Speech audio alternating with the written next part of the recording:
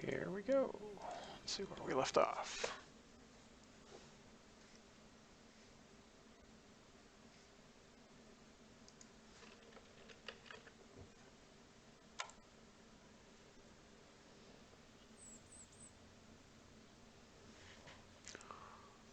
Okie dokie.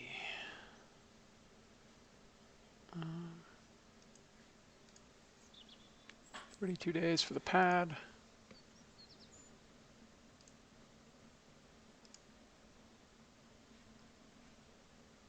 What contract did I pick up?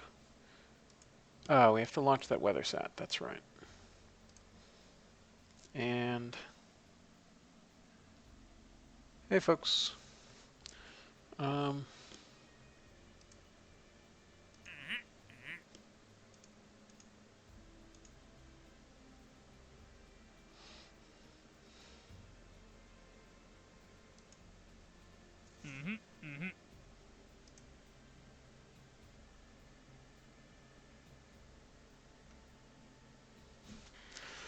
So we can launch something GEO.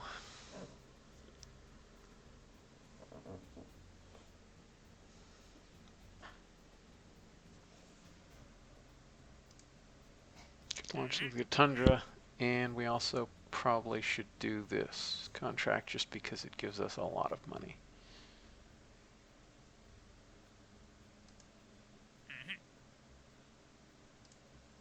So let's do GEO first.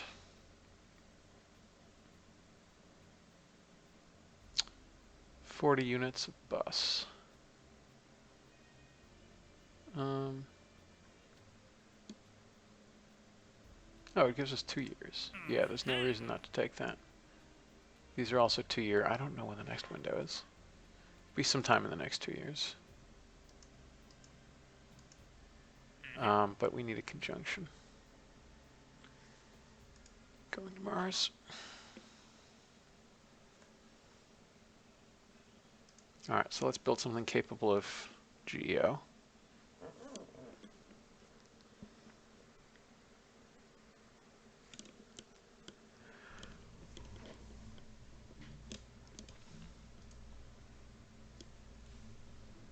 Which means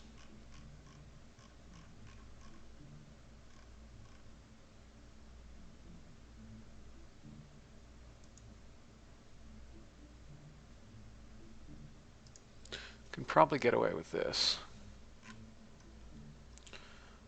But I don't think we need the boosters.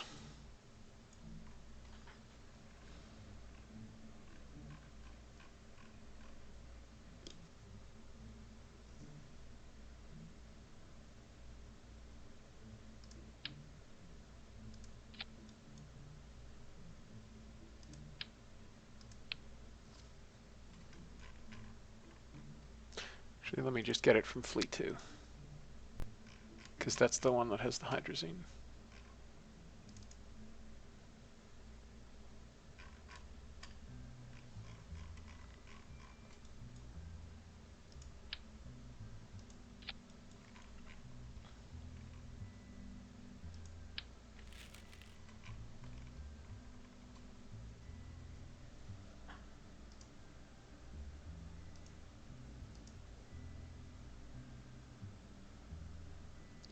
We don't have any dishes yet.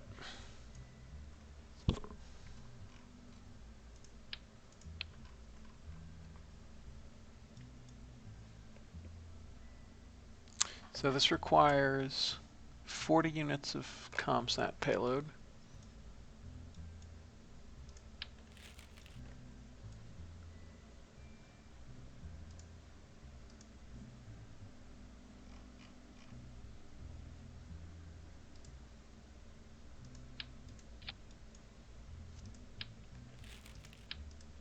So it's going to need rather more of this.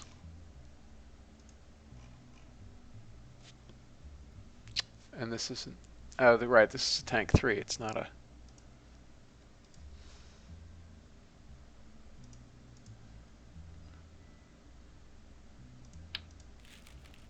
yeah, I don't even have an SM2.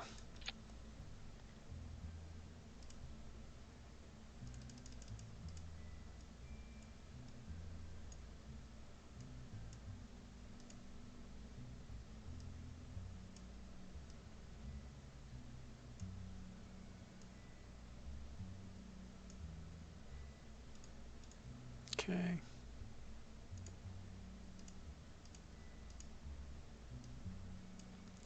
$40 liters.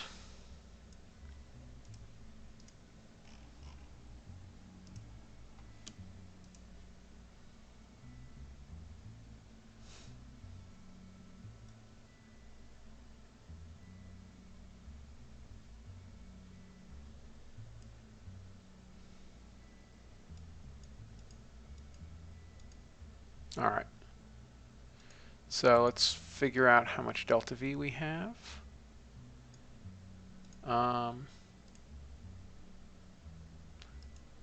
We're going to want to tool that diameter for sure.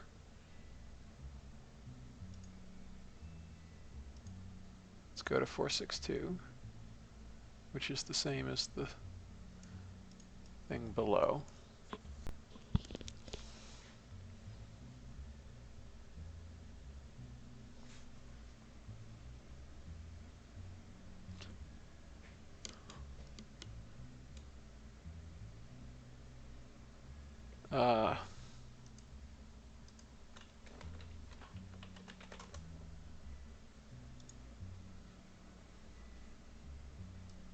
Actually, we'll do, why not?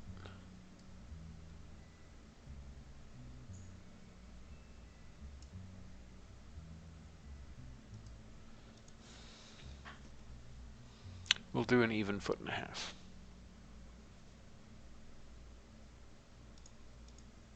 feet. Okay, so what kind of delta V are we getting? 113 versus 86.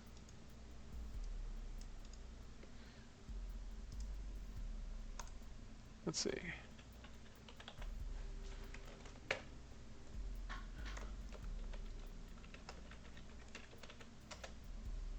$530 meters per second, which means we need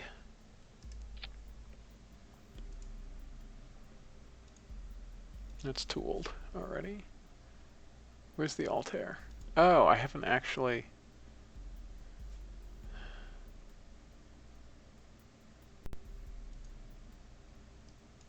Well, we'll buy the Altair. We'll have use for it.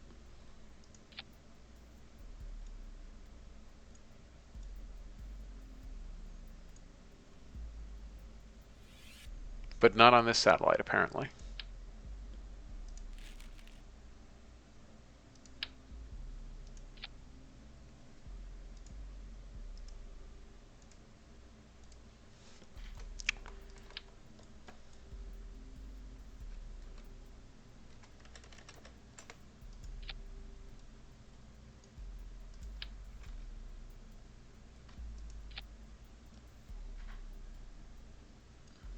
That's about right.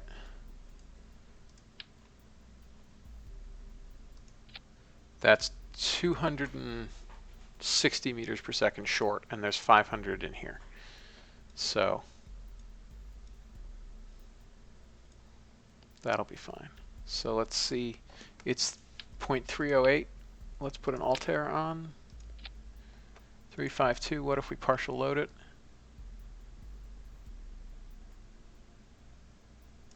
There. That's lighter and better. So we'll go with that. And I'm fairly sure also cheaper. This is tool. Oh, it's not tooled yet. All right. That's tooled. This needs some R&D lovin'.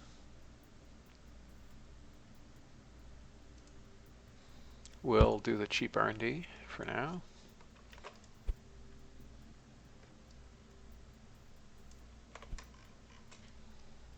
Okay.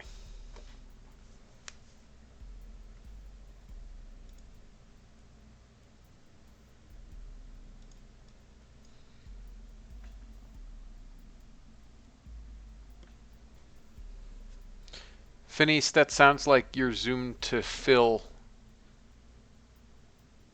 the width instead of the height, because I'm broadcasting in 1610.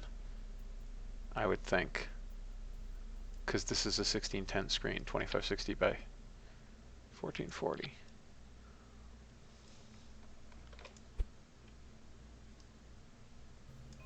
All right, we're going to move that down a little bit just so we get under the nose. Now,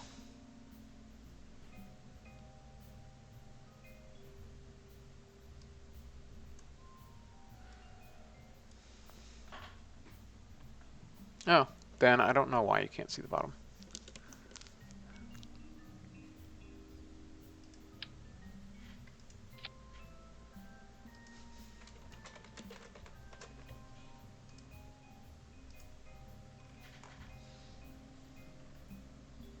Okay, let's increase the load here.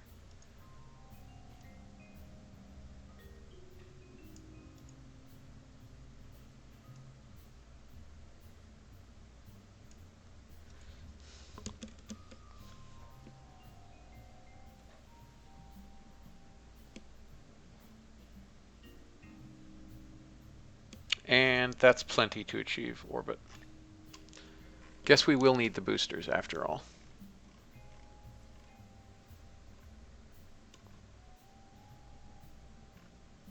What's untooled? Is anything untooled? No, it's just that expensive. All right. Well, that's a shame.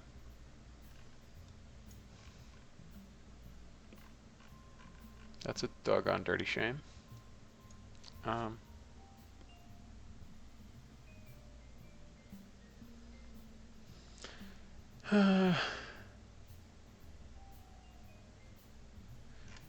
Interesting question. Could we get away without the boosters? Let's find out.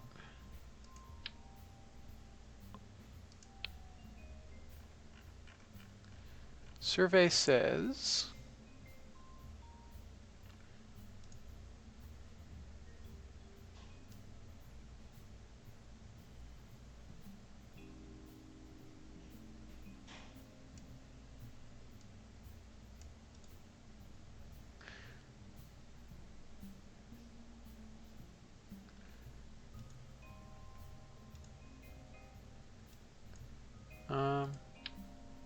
oh, we still have this crap on here.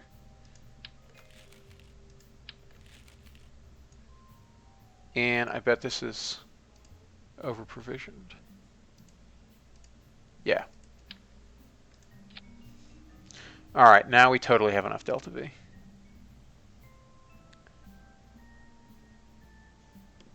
And that saved $2 million.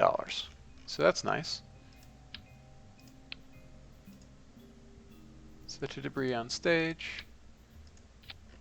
What's this one set to?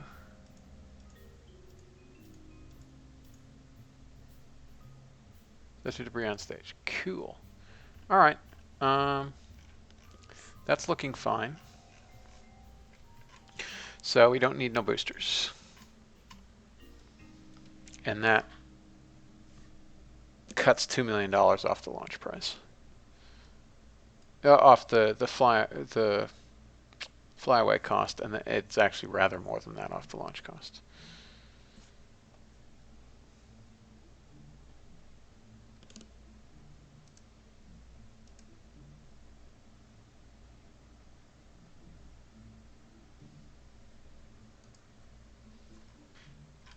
All right, is this already swapped over to hydrazine? Let's find out. No, it's still in peroxide mode. So we're at 2510. Let's see what this does if we swap to hydrazine.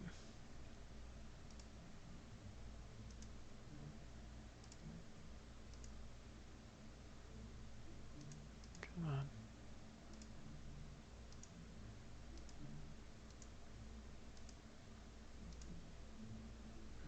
All right, that gained a good bit more delta V.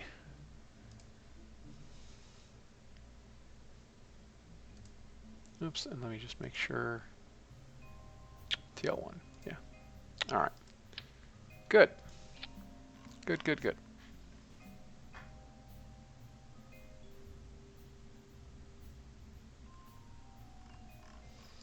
Okay.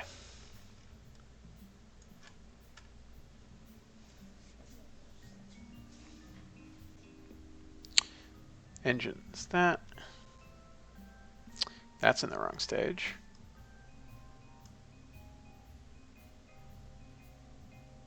That's all correct. That's correct. That's correct. Let's check the requirements one more time. We'll have the payload. It has antenna. It has solar power. Reach specified orbit.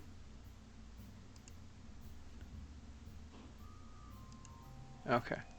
Okay. Good. Looking good.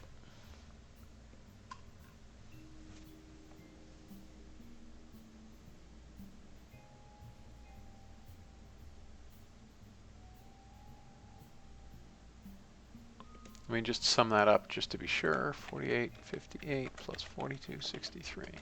It's 91.21. That should be okay, I think. With that burnout G's, with that short a time to orbit, it should be okay. Especially going only like a parking orbit of 150 by 150.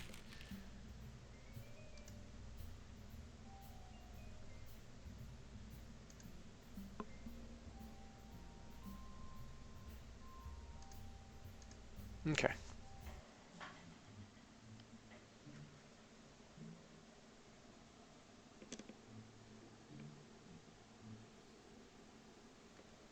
Let me make sure we don't have any crickets already. I think I just had cicadas. Did I send crickets to the moon? Maybe they were my impactors. Oh no, I actually have a bunch of crickets. Okay. Cicadas went to the moon, crickets were my ComSats. Okay, so we have to think of another name for this thing.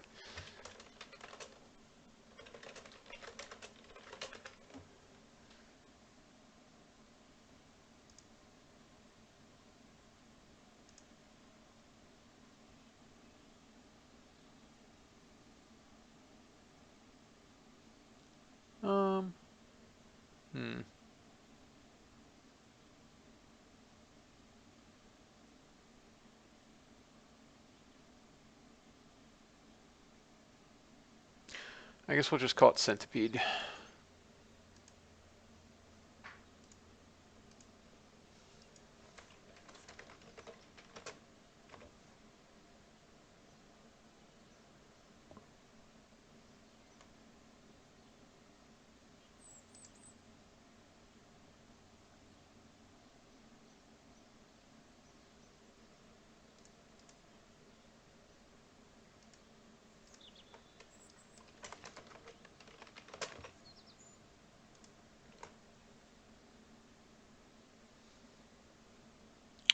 All right. So this has to be a Molniya satellite.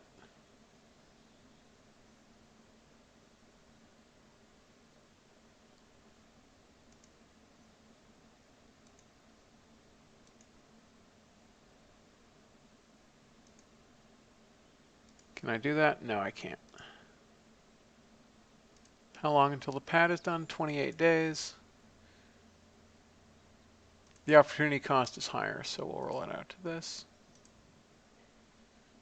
What are the Molniya requirements? Oh, this stupid thing. Okay. It's on the wrong monitor.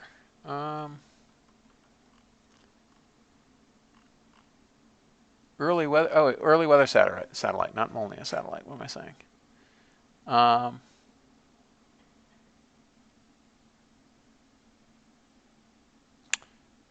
Right, we're going to 650 by 650 at an inclination of 50 degrees.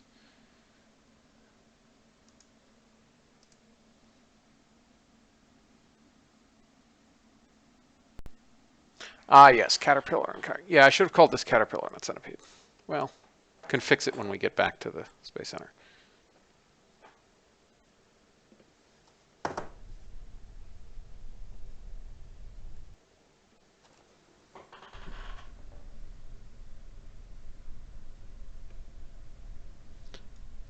Actually, I guess we might as well wait till morning.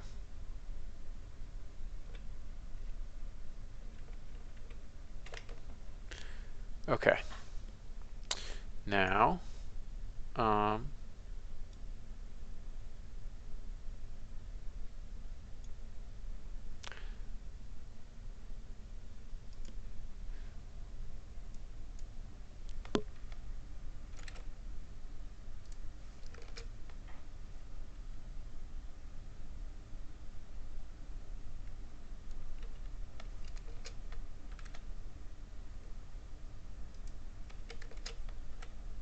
try that.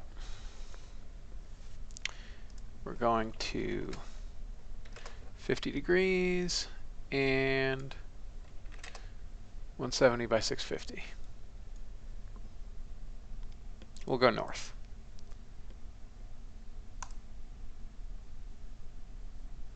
All right, here we go. Make sure we meet the requirements for this. Yes.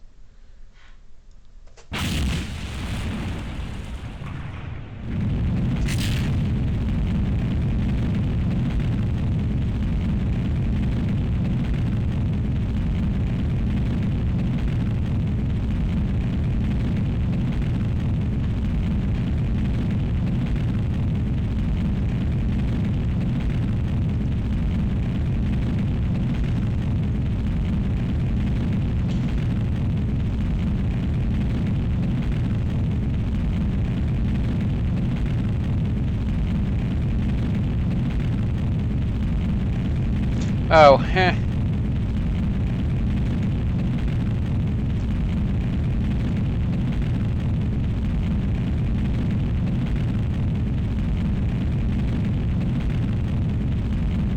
Right, I forgot about the whole hot staging thing.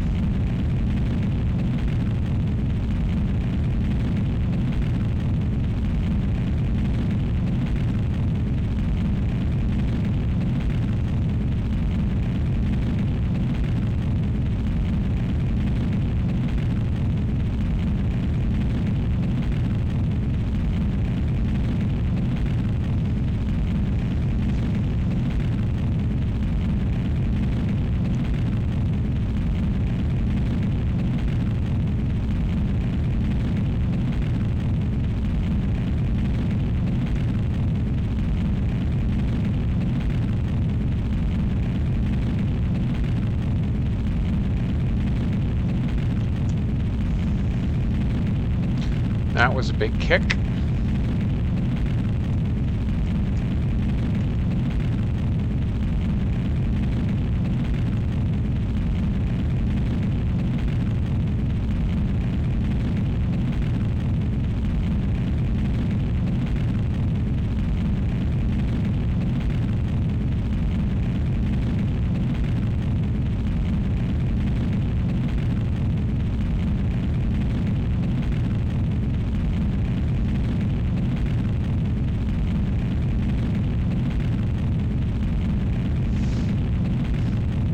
Hey Bill, always there to make things fun for you.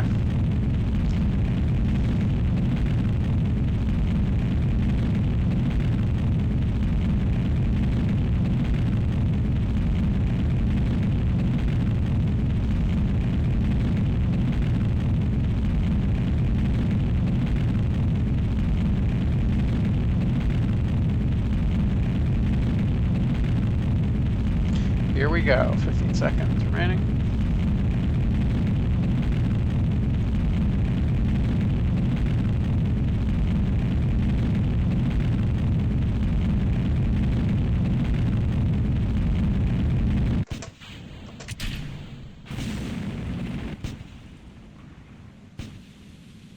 What is it doing? We'll be right back. I think I know what happened. It was the staging thing that screwed things up.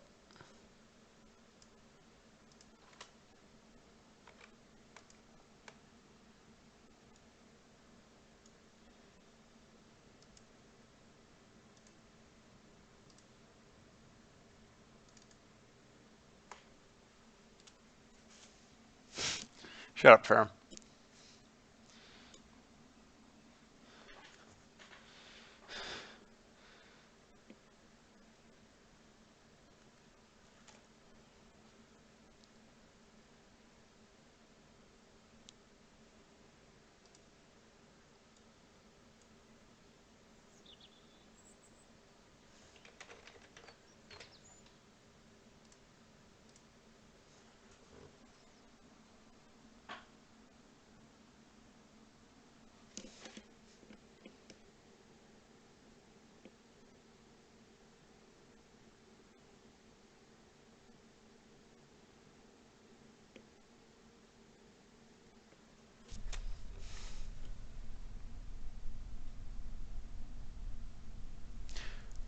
Because I'm careful to keep the diameter of the dome close to the diameter of this, such that I only pay for the length rather than the diameter. See, it goes almost all the way out. So I pay a little extra in tooling cost for it, but I'm willing to take that disadvantage because they look cool.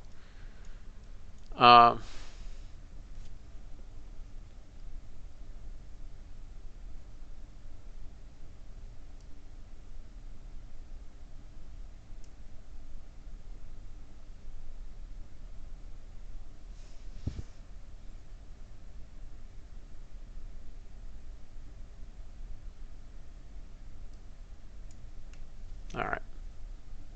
We'll just do it like that.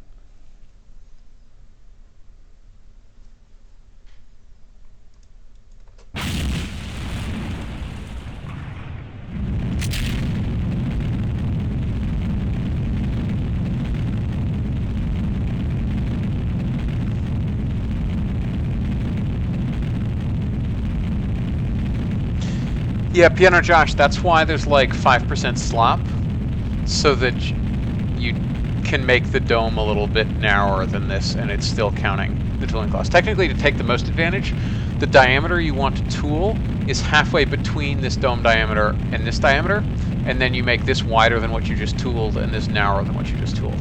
I was lazy when making this and didn't do that. So that's why these are a little wider than they could be.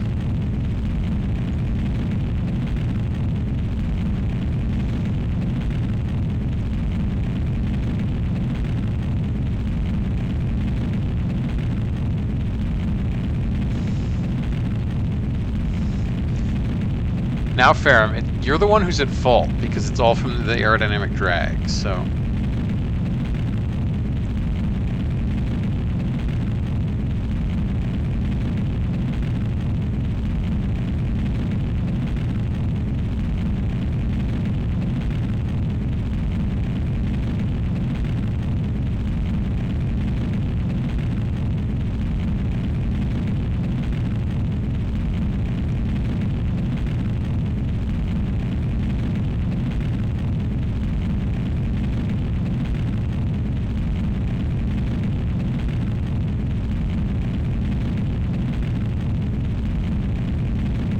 Okay, let's see what the kickdown is.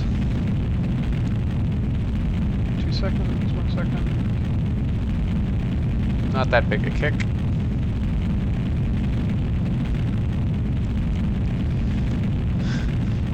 Ferrum, I did plan for it. The problem was, as you doubtless heard from the sound effects, it did one of those stupid empty stage things where it stages a null stage, and then it staged again, and by then it had lost ullage.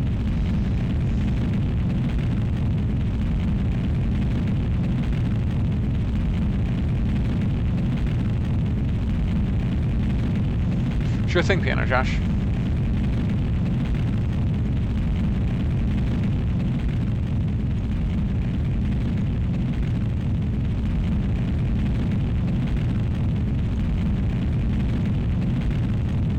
How much LOX has boiled off? Only a liter so far. That's not bad.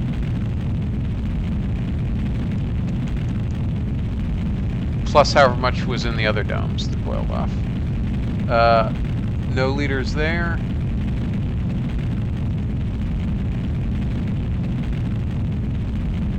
A liter there. Now we're up to 2 liters here. Alright, so just a few liters. 4 seconds, 3 seconds, 1 second. There we go. Yeah, see, it works fine if it doesn't have to double stage. Ferrum, yeah, I knew that. That's why I added an empty stage back just to make the thing normal, but apparently adding the empty stage back didn't fix it. Yeah, I should have done that empty stage early, but I thought adding the empty stage up here would have reset the counter to correct. That's why I added that empty stage, if you remember, was to deal with that. But it didn't work. Oh, this is right. This was the old one that had 2 Able avionics packages. Alright, we can dump the fairings now.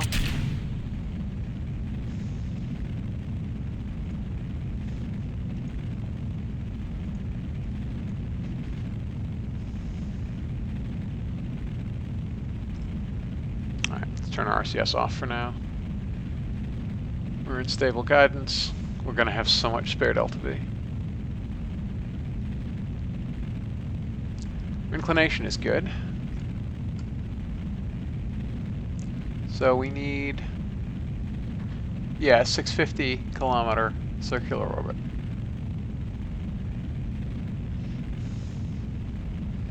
Goodbye, Peg.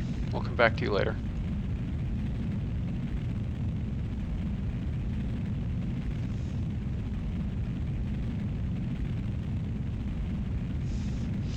Agathorn always has a chance to troll me. Also, given that this lights twice, I have to suffer the ignition roll twice. That's never fun.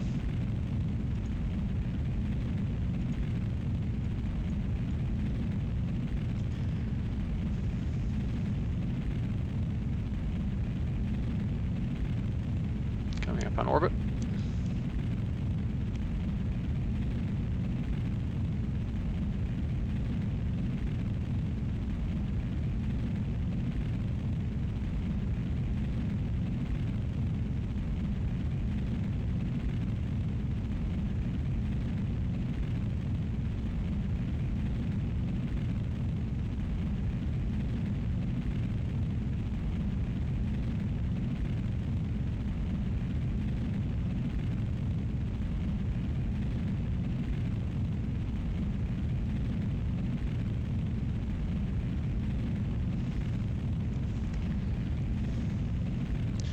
Here we go.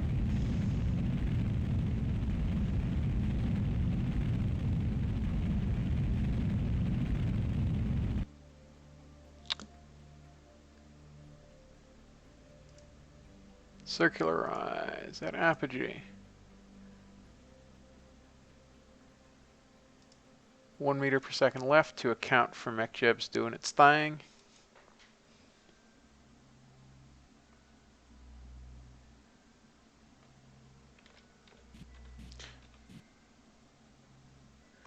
Ferrum, that's true, but this has to restart.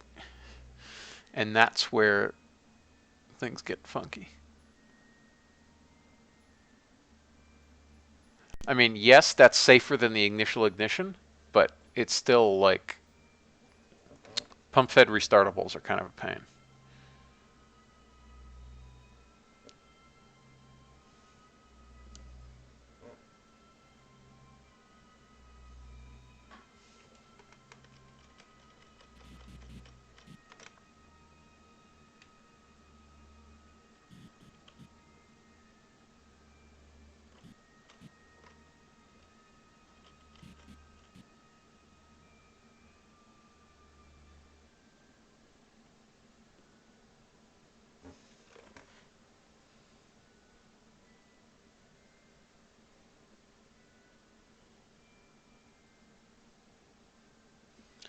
Okay, nearly perfect.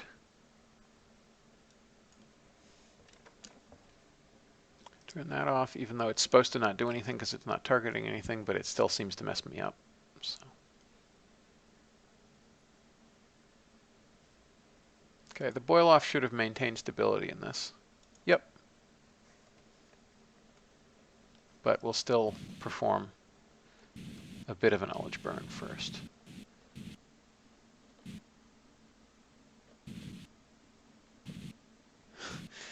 Yeah, that was just a plan that was begging for disaster.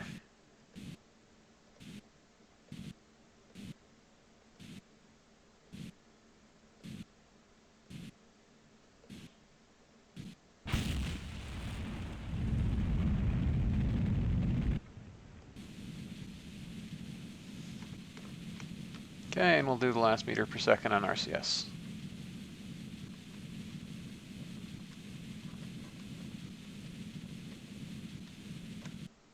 Okay, that's close enough.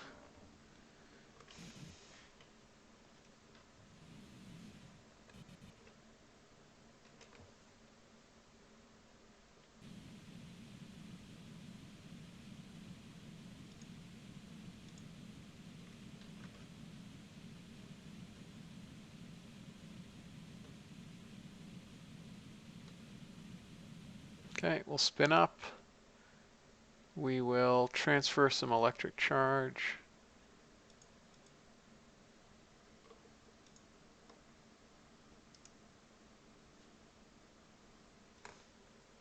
So we can get the stage away from things.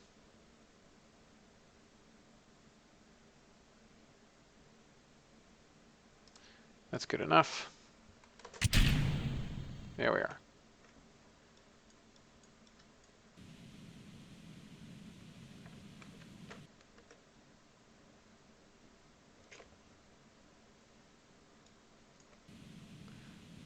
Let's kill the roll.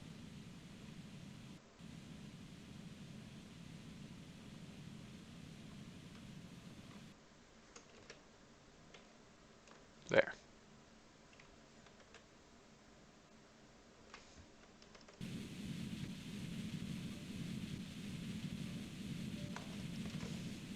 Let's get the heck out of Dodge.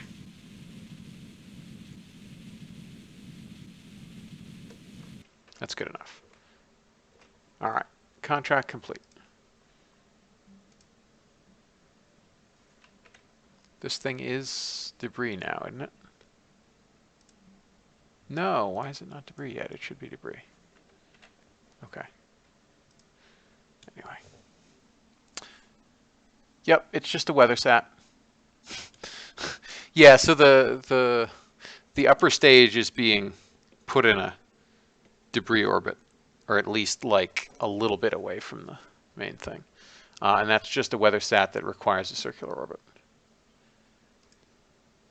All right, so time for the GEO launch. Now, happily, that will complete such that we can launch it on pad Able. We have more monies. I guess I'll spend some upgrades.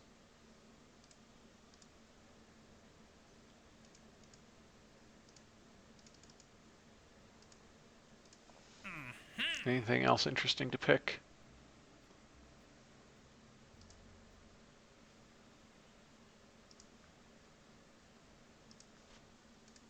Come on.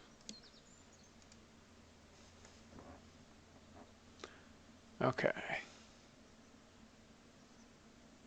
It's going to be a while before we can send anything to Venus. That looks like half a year to me. But we will be able to do the suborbital stuff because we finally researched heat shields. And that we can do happily with the light thing, the Beagle.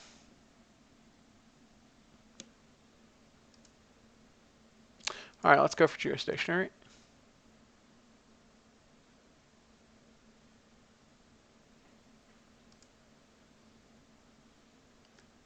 All right, so 9 hours on that.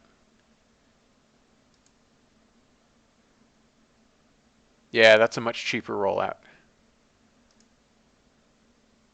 A much, much cheaper rollout.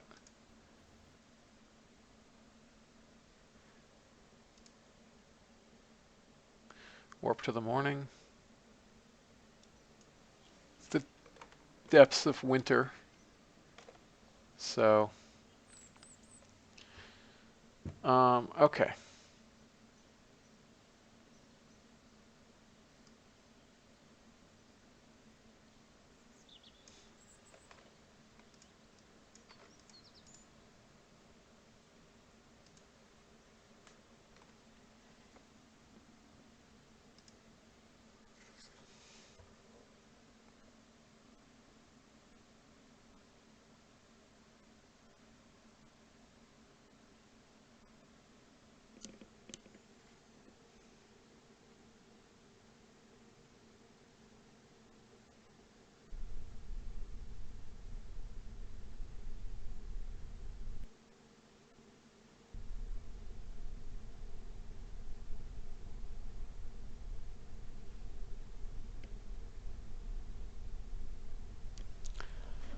Okay. The launch profile should broadly be the same as last time, except we're going to a 150 by 150 parking orbit.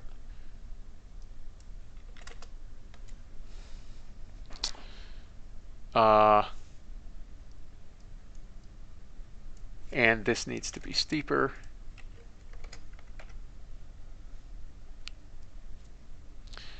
Which means it's going to be a heck of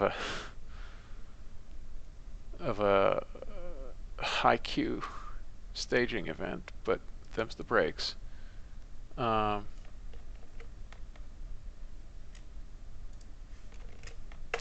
try that.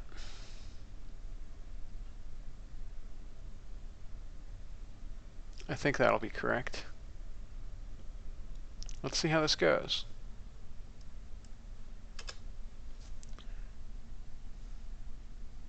Why does it never remember to keep that checked? I don't know. All right.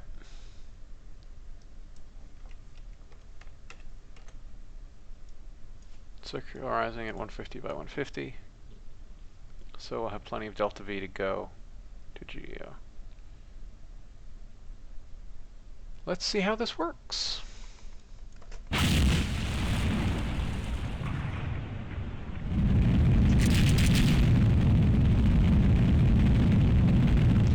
Hello.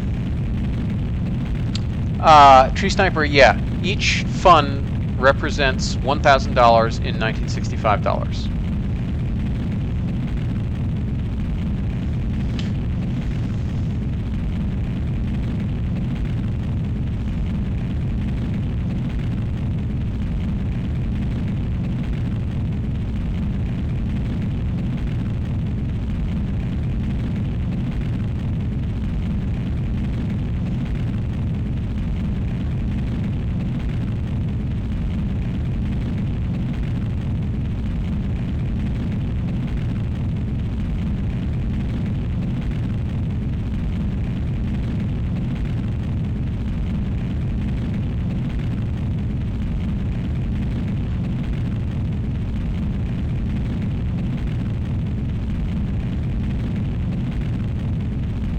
I guess our pitch program is a little aggressive.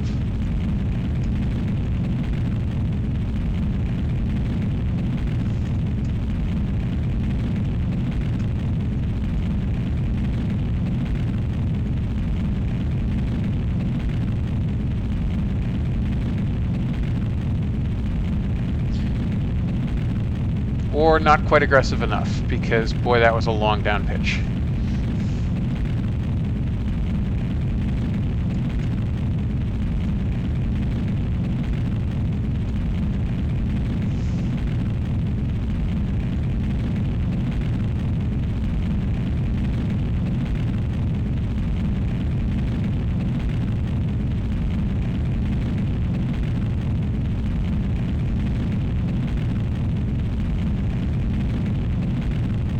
Q is still climbing. 57.5 kilopascals was the limit. Well, 57.49 or something.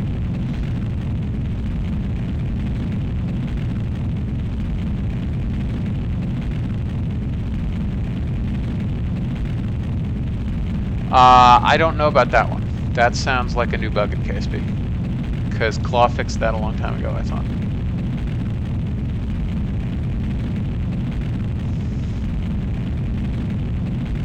Man, that's a hot ascent.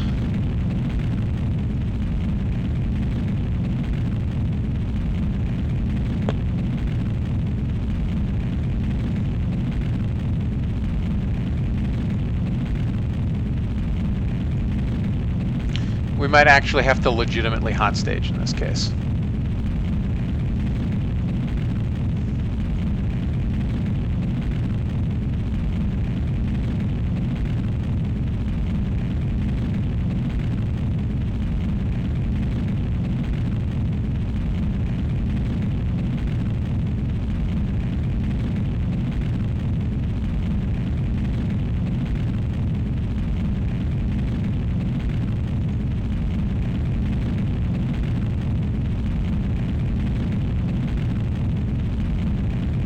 No, I think we'll be okay.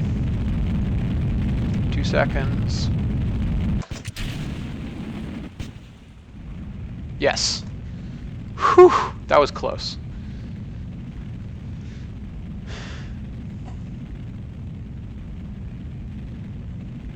200 meters per second spare. Let's go to 160 then.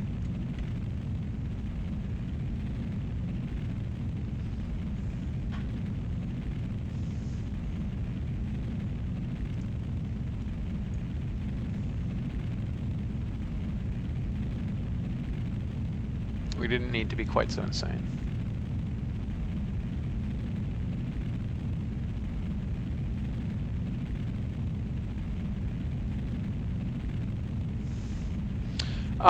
Points come in spurts. Like, you first send up a satellite into orbit, you get a ton of science, and you queue up a bunch of nodes.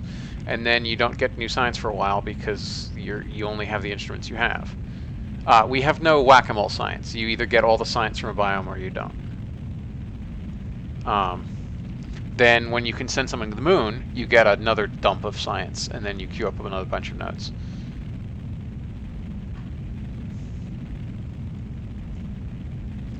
Fairing set.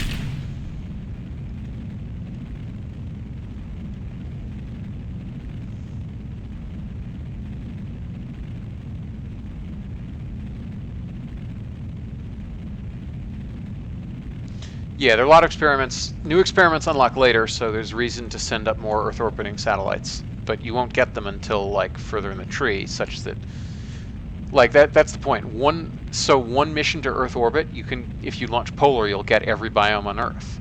So that's all the science from Earth from that tech level. So that's why there's so many nodes queued up.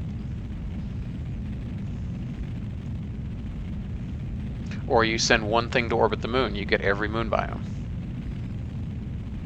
If you only orbit it equatorially, then you'll miss a few biomes, so you have to send a follow-up mission that's polar. But yeah, that's basically how that works.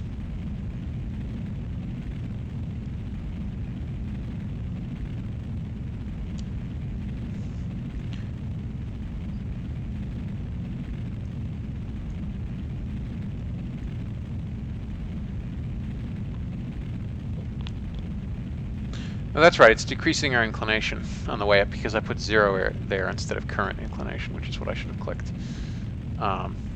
The old behavior was if you put 0, it would launch to current, but now it will actually try to lower inclination. So we're actually going to...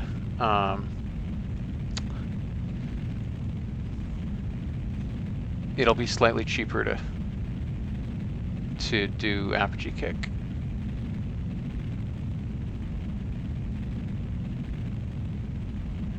Yep, and then you have to balance your money into unlock costs too, because tooling.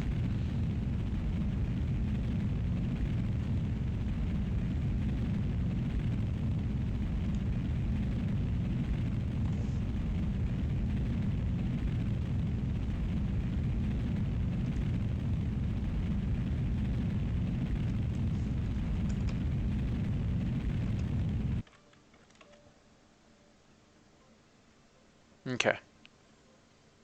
Yeah, it was about to run out of delta V because it was trying to lower inclination so badly.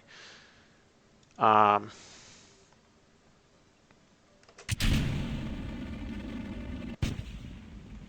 there goes the engine again.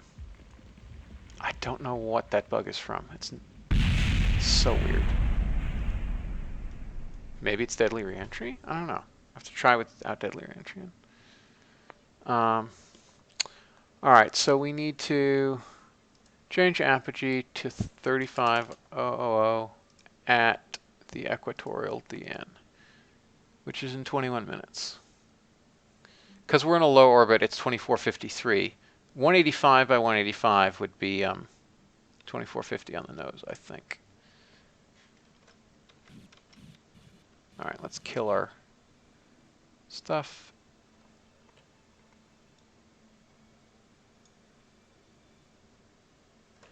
Activate the engine. Activate the antennas.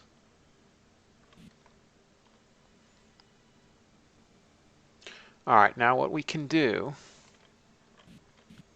is let's put a little normal on here. Let's align with the node. And what we're going to want to do is get to about 2520.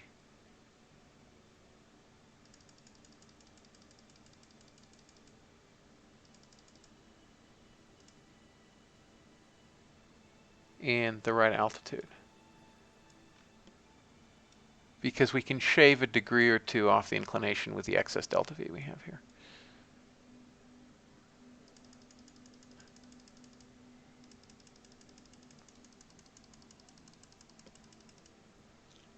What altitude is that? Getting there.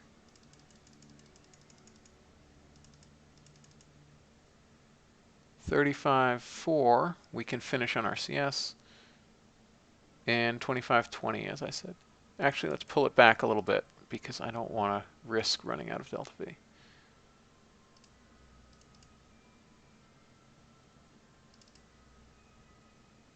$35.490. $35.611. We'll finish on RCS. $25.11 total cost, which is probably about right for cosine losses. All right, deactivate that, save that, deactivate that, execute the next node.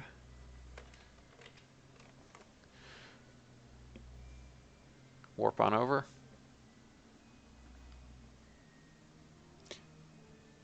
Yes, the nice thing about getting those upgrades is that you get them when you queue the node, not when the node unlocks. So there's a big bonus for getting science as early as possible. All right, let's ullage that.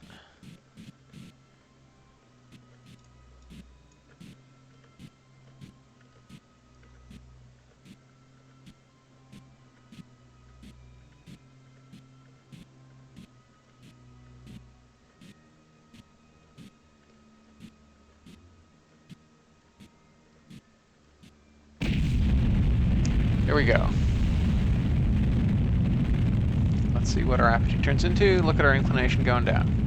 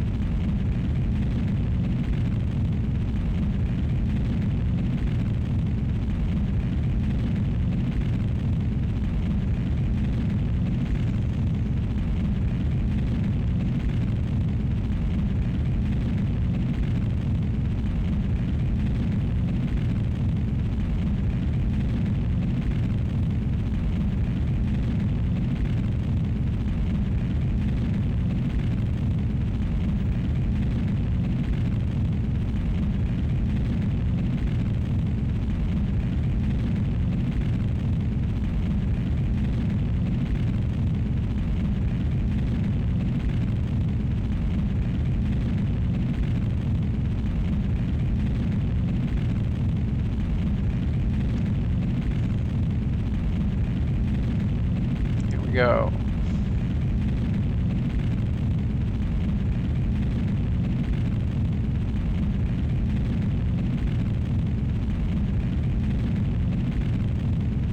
Yep, we took 3 degrees off our inclination this way. That's cool.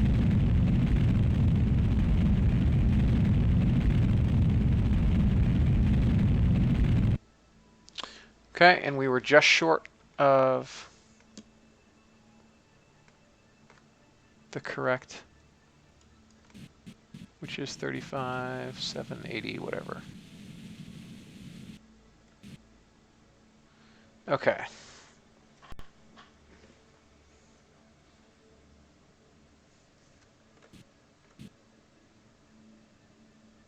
Perfect.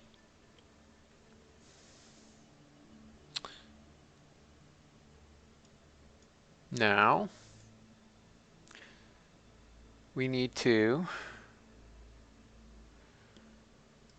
do some funny stuff. So first we want to circularize at the next apoapsis. Then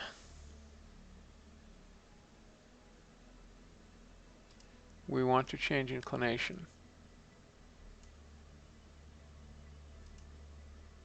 at the AN.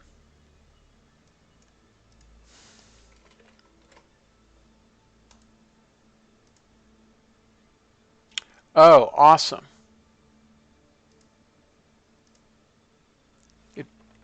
No, it didn't merge it for me. Dang it.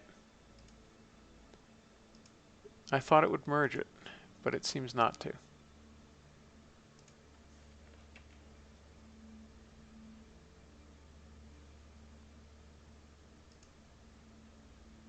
Oh, it already merged. No, it did merge them. Interesting. Now it's all... That's weird. I'm confused. Circularize at apoapsis.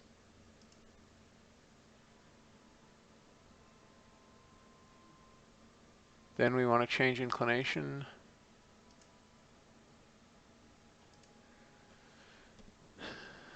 At the AN. Okay. Let's see if this works. Expected will be 1190 here and 1312 there. That did not work at all. All right. So I have to do it manually. Maybe that functionality is like half in but not working.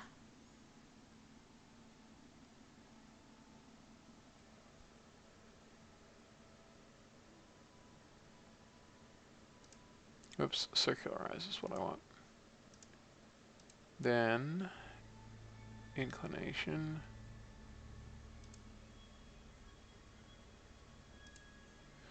All right, so 294.2.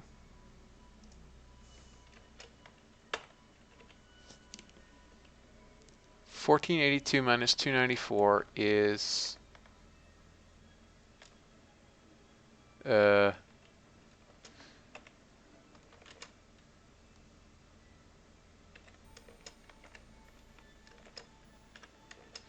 that, and then that. Okay, and let's get rid of the second one. So minus 1312.5.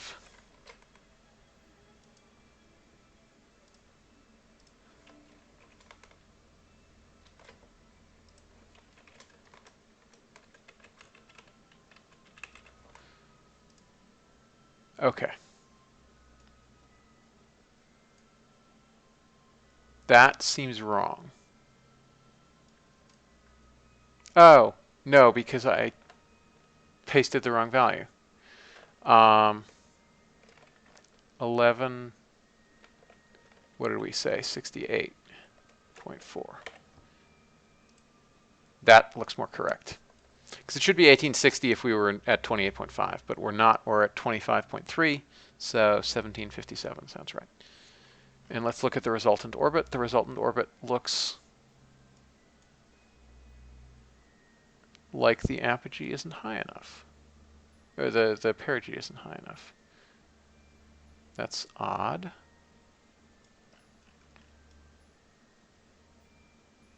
Did I math that wrong?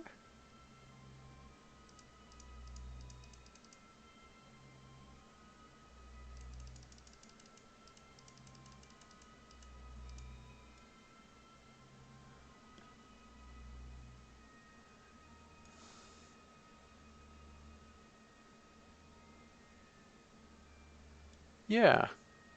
Something's weird with that.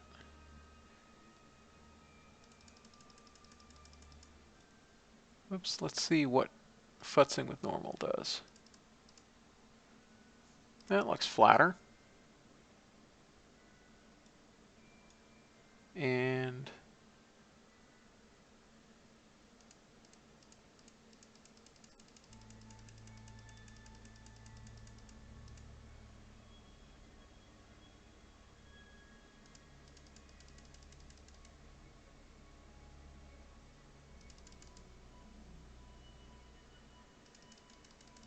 oh, because this isn't it. Right.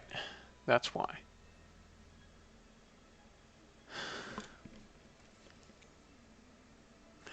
That's why, because it's not at, because our apogee isn't quite where the maneuver node was set. And that's why that screwed everything up. So we get to do this all over again. Circularize at apogee. Create. 1482.64. We know that one.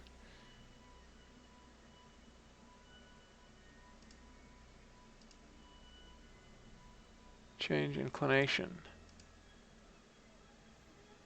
After a fixed time, so we'll force this to be set at apogee, which is 5 hours, 7 minutes, 15 seconds.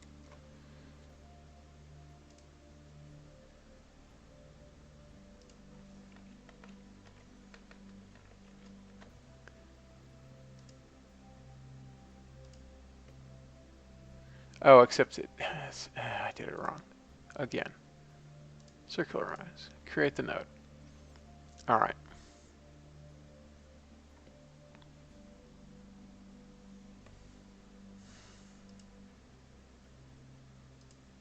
This has to be created afterwards.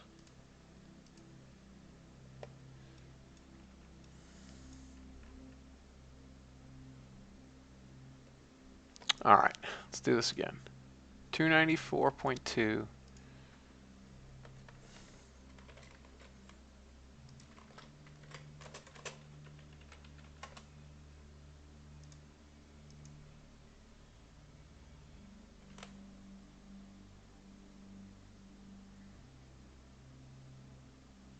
Oh, yeah, I mathed wrong before.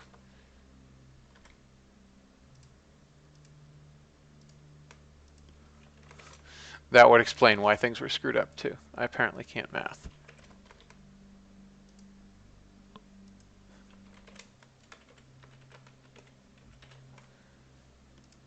Okay.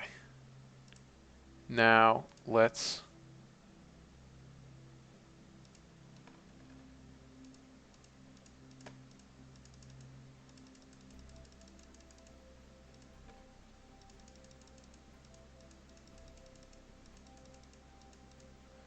get the other node somewhere interesting. Where is the other maneuver node anyway?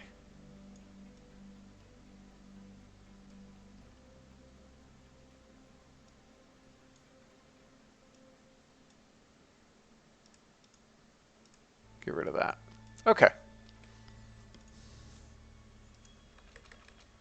Put that back to 1 second. Okay, now that's looking much, much better. 35,785, 35,785. That looks correct. That was a long slog. All right. So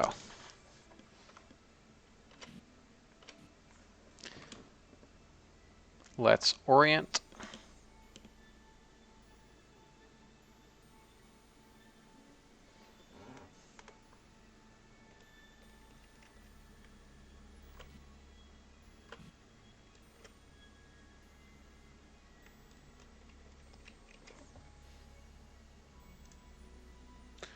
Align with the node.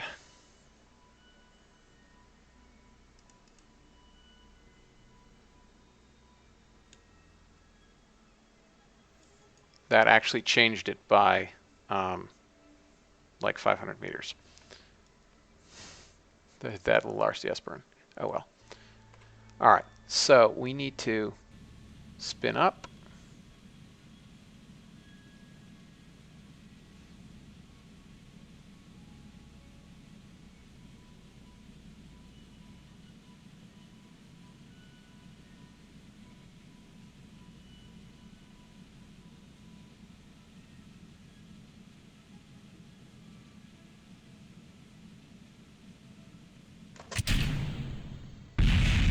Whoa. That was weird. That's the usual problem. All right, goodbye stage. Okay, and we need to warp to the Why did it stop spinning? Persistent rotation has so many issues. Okay.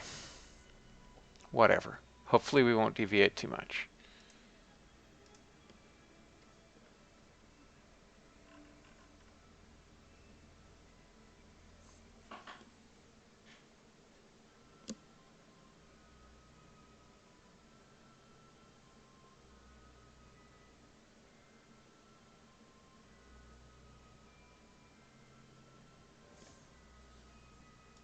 Okay, and at 12 seconds to maneuver, we'll light up the solid. Actually, sorry. Yeah. Turns out we have just about the right delta V. So at about 14 seconds to maneuver, we'll light up and we'll do the rest on RCS. Oh, because MechJeb was engaged. That's why. I forgot to turn this off. That's why. That's why it got futzed.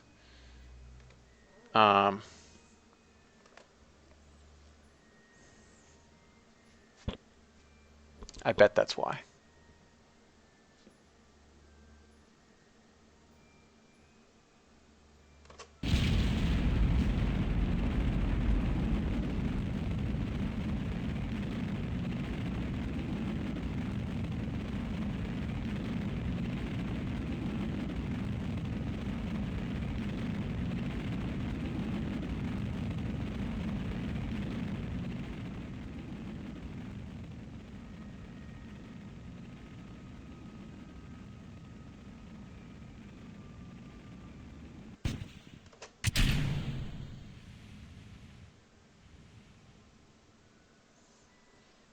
Okay. Our inclination is still a little higher than I'd like.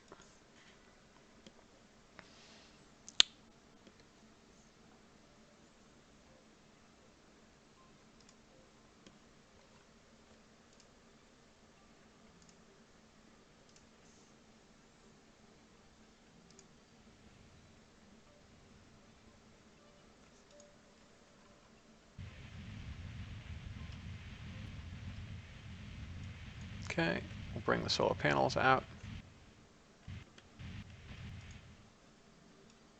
That's pretty good. Okay.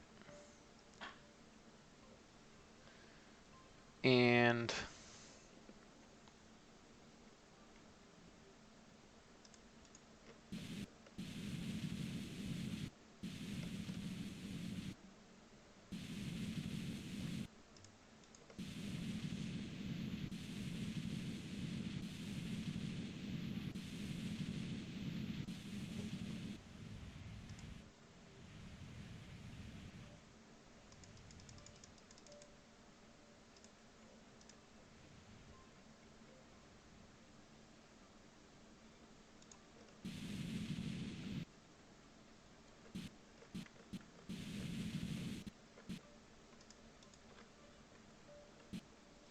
okay. 4.1 seconds is what we want. That's close enough. Contract complete. We've reached geostationary orbit. $150 million. We're quite close to the correct sidereal rotation period. All right. We did the job. Back to Space Center.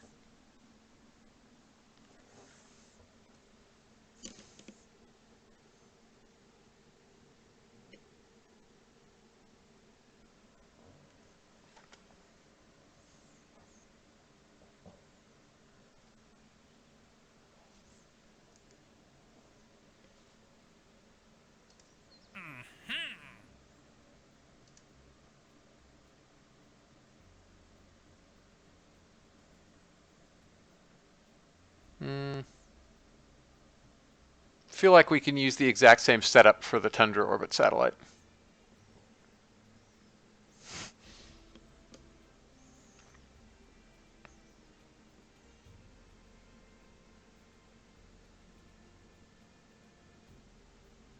Except to the inclination requirement. Maybe not. Yeah, we might not have. Oh, and the and the payload. Yeah, so no. Let's go ahead and scrap this because we don't need it.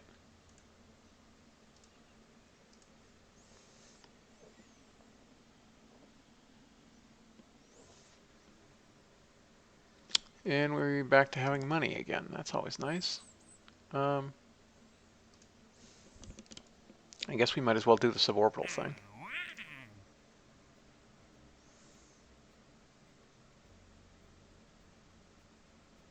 Because we'll get a bunch of science.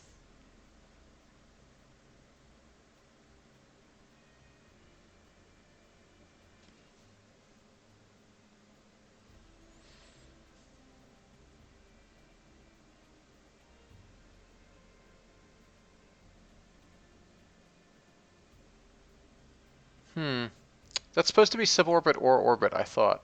But maybe not. Pays well. Right, so let's...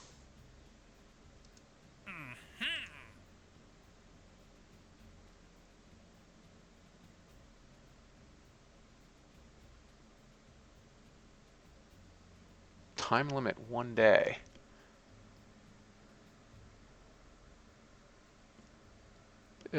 Hopefully the timer starts on launch.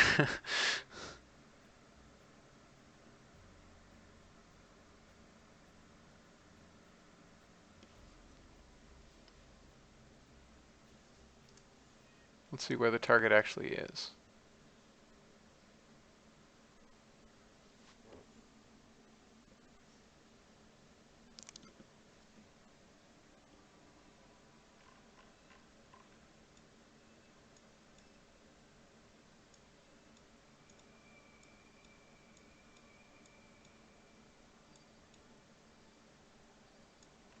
The target is...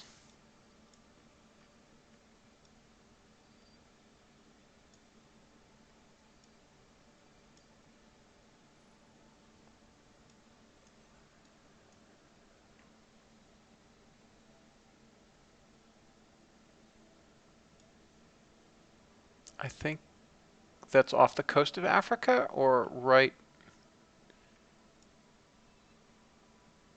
near Africa. Of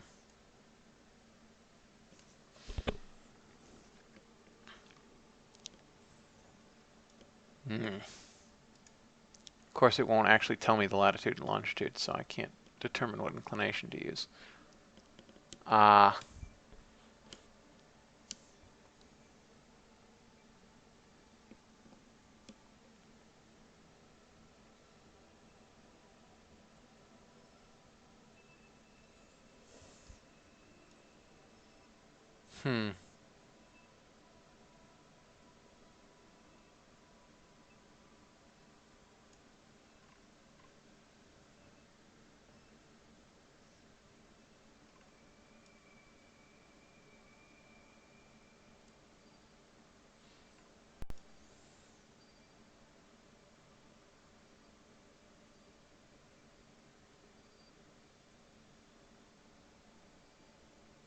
Wait, what am I thinking?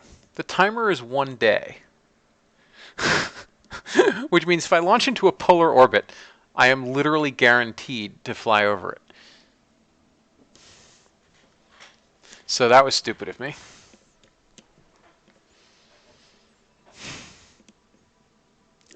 Because it will cross the orbit twice a day, by definition.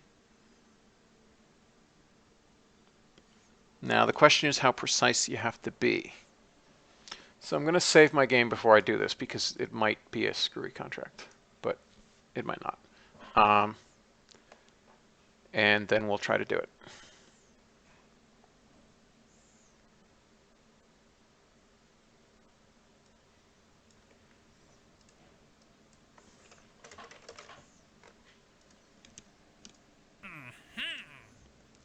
All right.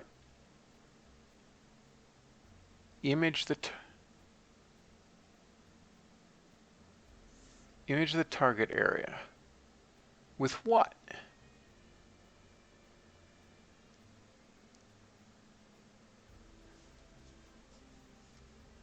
I assume with one of those film cameras.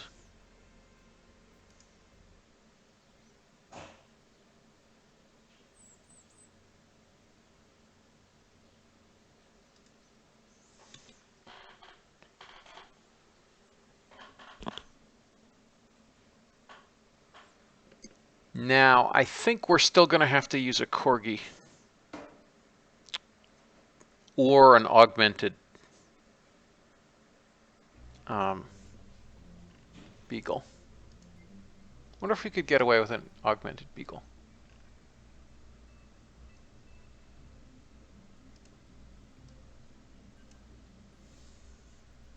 How heavy is it? 52 tons. Nope. Can only add one solid before we hit the pad limit.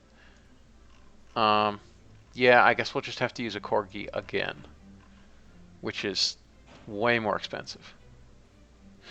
No, we could augment this and then use the bigger pad.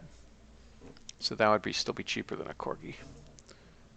Yeah, we're just really suffering for not having anything better than that engine. All the jets.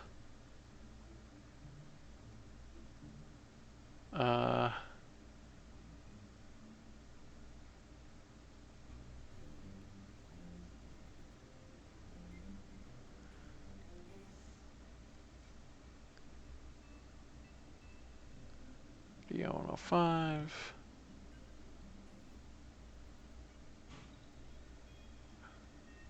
All the Russian engines. XLR-11. XLR-81. I think we may have access to Agena B now, but I'm not sure.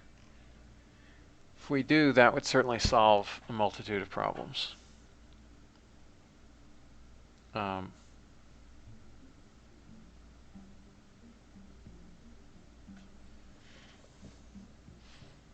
Because then we should be able to do it with this. All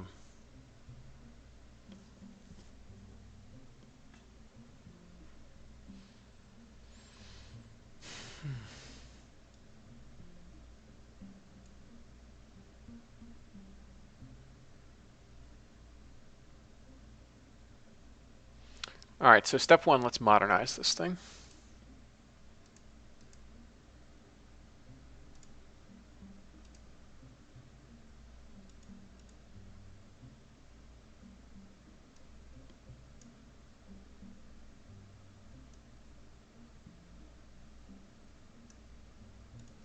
The full 2 minutes and 45 seconds.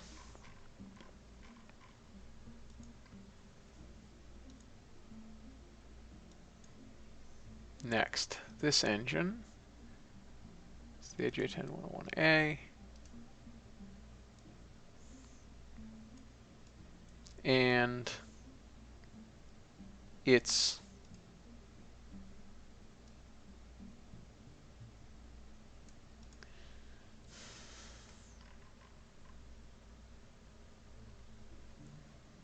okay, what kind of payload are we taking to orbit? We probably only need 9 kilometers a second to get to orbit.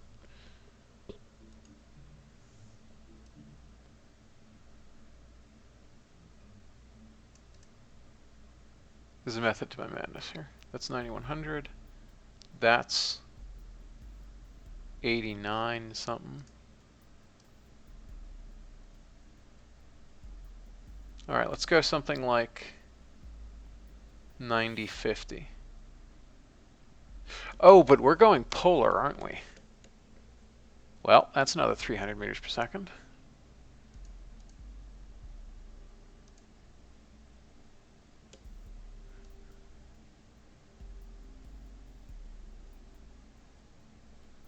All right, so that seems about right. How much payload are we getting? 168 kilograms. That is not enough. That is not at all enough.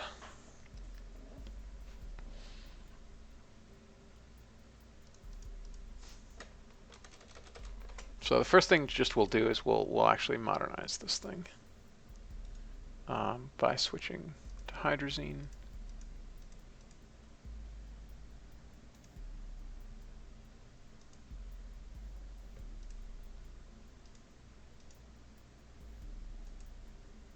And the tanks. Okay.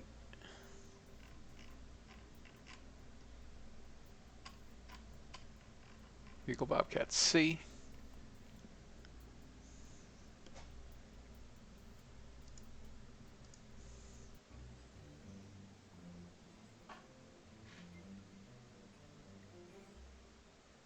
Now, let's see what engines we actually have access to. Whether 1959, that's a Gina A. I don't think we have a Gina B yet.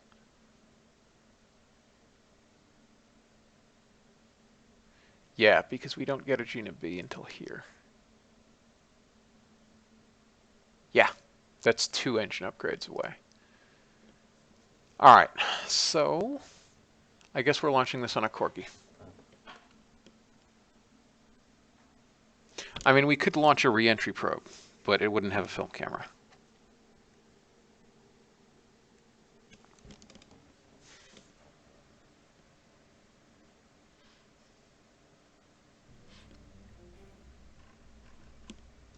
What's untooled? I think just the, yeah. Okay.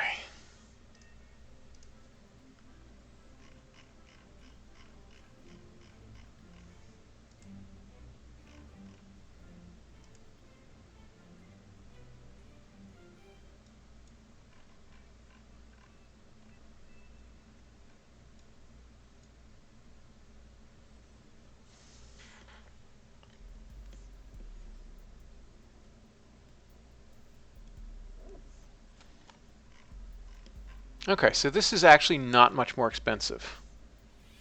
It's only half again more expensive than the other thing.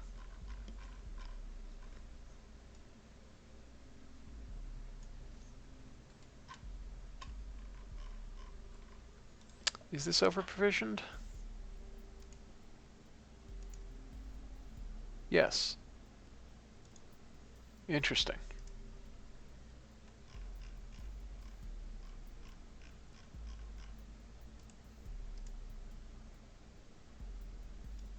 Yep, and it's missing 70 meters per second because of it. But it's still using the old avionics, so we need to update it to the new avionics. I bet it's using peroxide as well. Yep.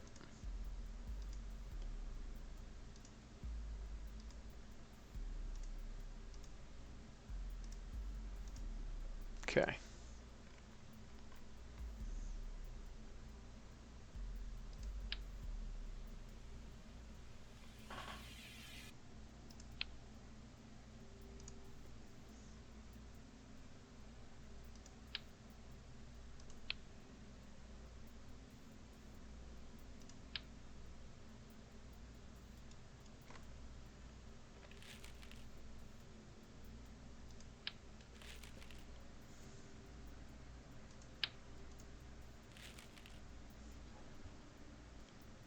$800 versus 175.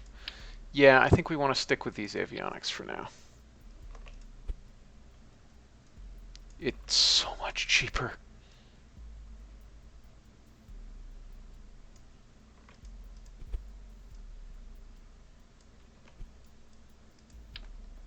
Okay.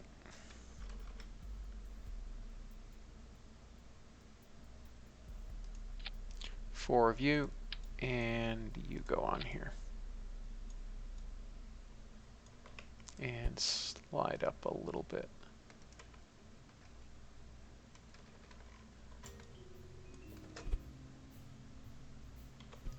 Actually, let's put these back on. And that actually looks correct. All right, so staging. This goes here, because we go hot stage.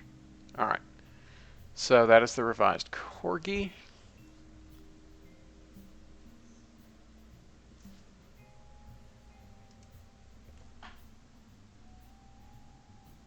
Yes, that was fixed in 1.3.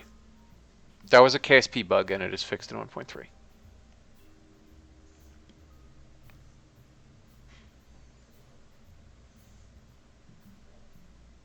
All right. Now we figured about 9,300 is what we're going to need. So let's see what things look like. Oh, let me check tooling. We're all tooled. All right. Let's see what things look like with 9,300 meters per second.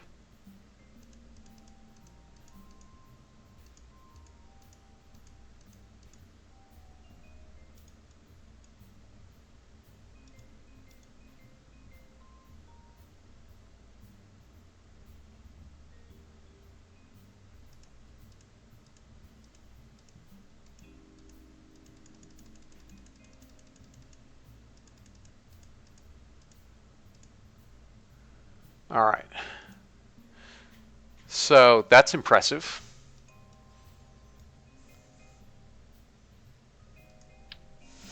It's quite impressive. 1.845 tons is our payload capability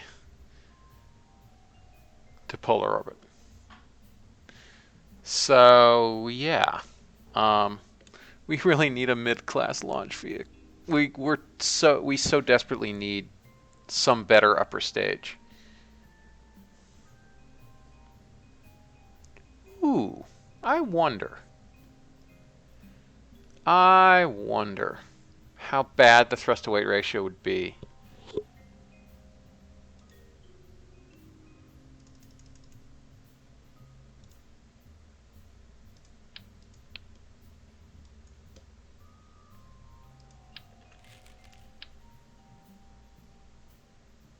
That's interesting. That ate the node.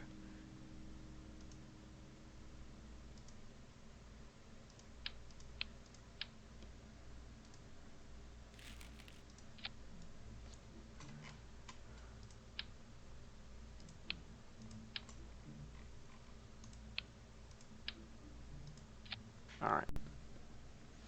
That's fine. I wonder what this would be like.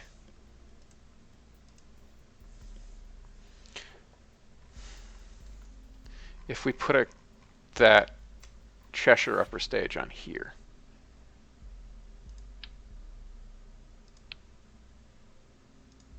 Whoops, let's...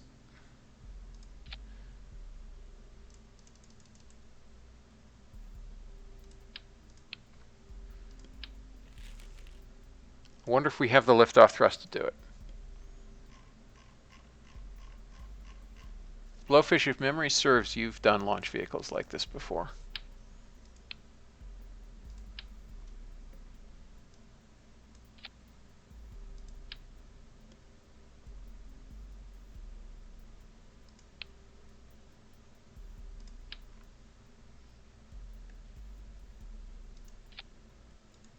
What's the, let's see. Oh, no, we'll have to just do it fresh here anyway.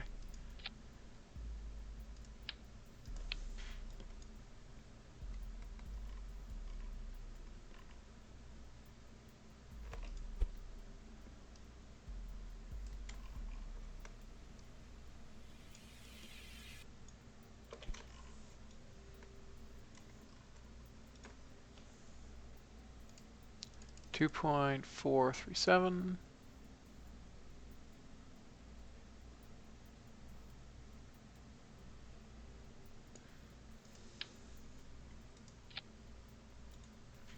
Extra height. The liftoff, all right, so I have to partially unfuel. We'll have to have a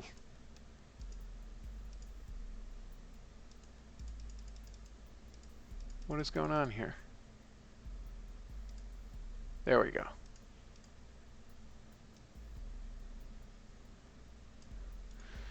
Yeah, so we'll have to underload this.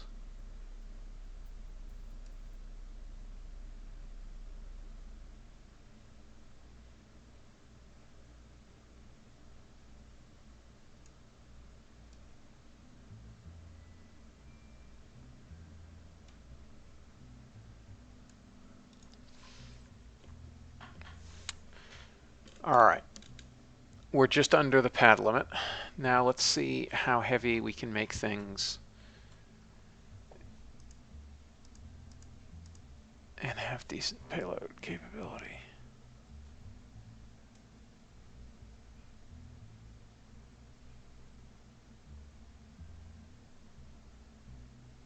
What the heck? Oh, that's what's going on there. All right.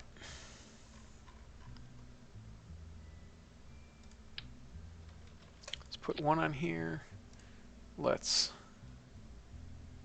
get rid of all that and instead put something heavy in, like lead ballast.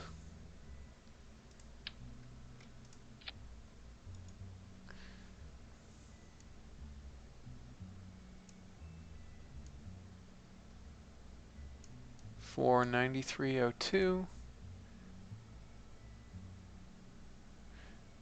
It's actually going to be, let's try 9350. Because I think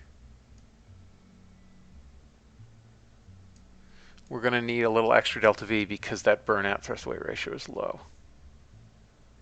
We will not be getting the majority of our delta V in the first half of flight.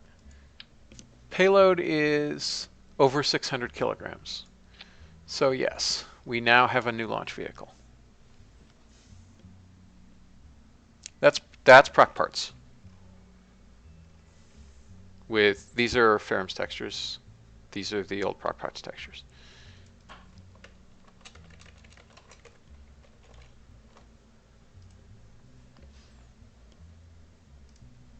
Okay. Now we can go ahead. As Saturn Fury would say, straight 8 strong. It's a straight 8 Thor Delta already. It just happens to have a Keralox second stage.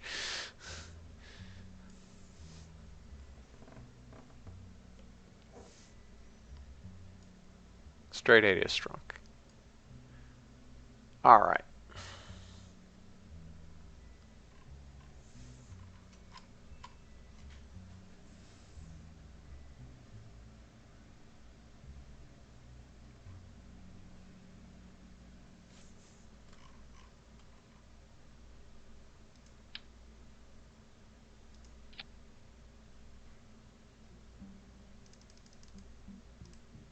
All right. Now let's build our thingy.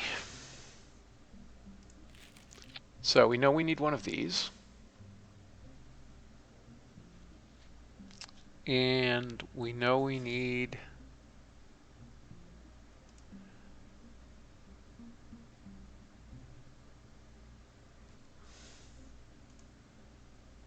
where's the film camera? Improved film camera. Let's get one of these.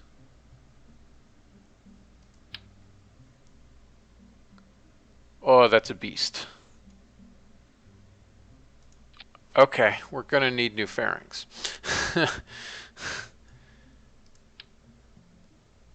Yeah. Whoops.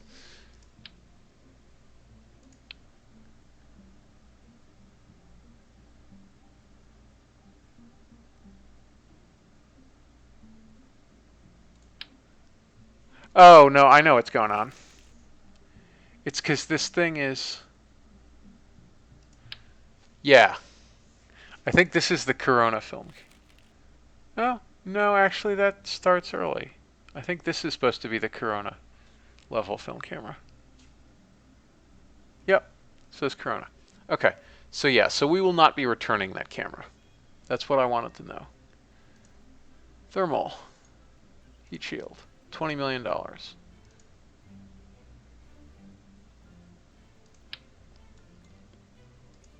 Plonk.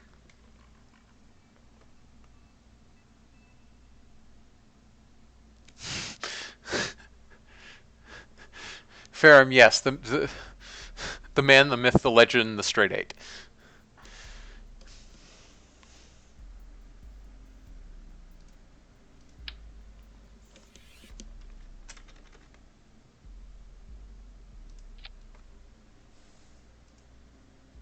Parachute, We'll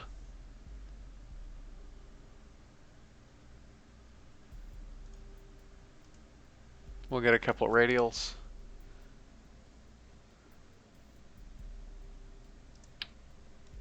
Because I think... Oh, I don't remember actually. Which one has the fixed drag cube and which doesn't. I mean, I know we'll want this eventually too.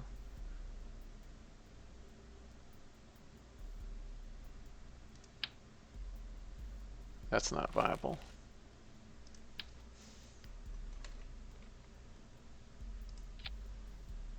So, these need to get small.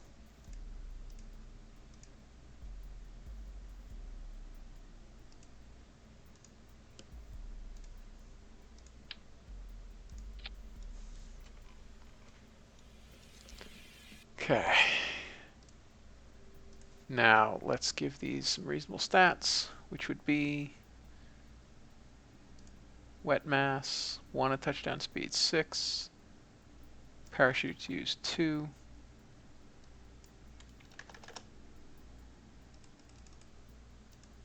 okay, total is 117. Whoops.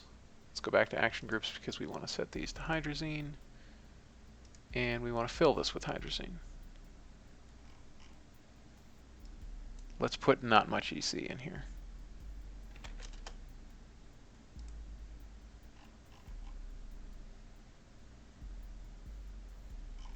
Actually, I think we need more than that.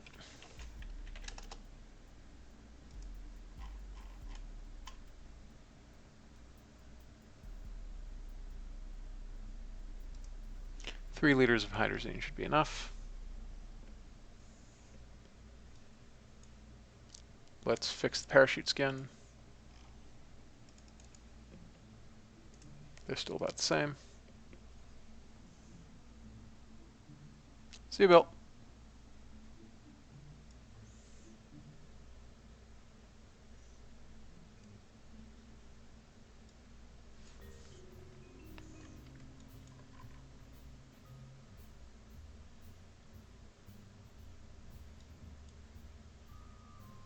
I think due to the drag cube bug with these, I have to do this.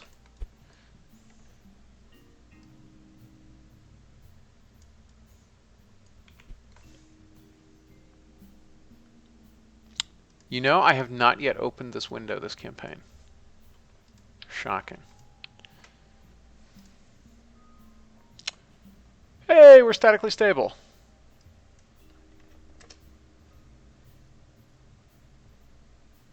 Are we? Yeah, we are. Cool. At Mach 25, we're neutral?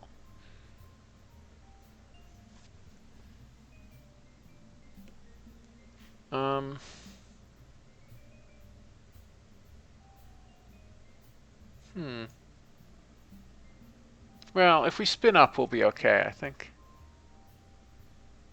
And we have RCS. I think I care more about Mach 15. Yeah, we're just stable, barely.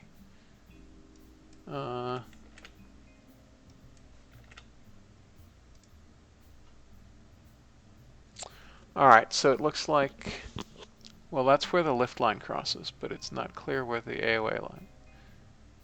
Yeah. I don't know, man. I don't know.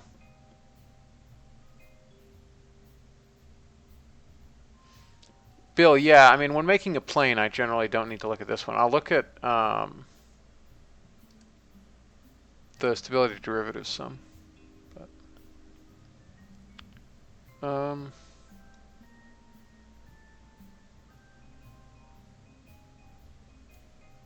yeah, I don't know. I don't know.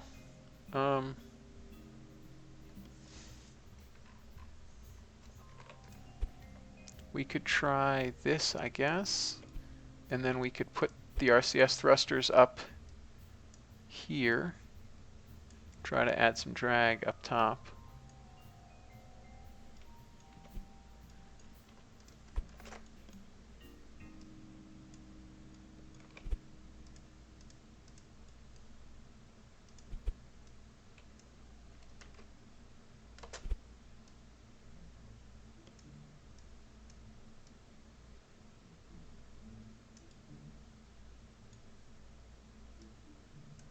Does that change anything? I think that might have made it worse because we put the mast further up.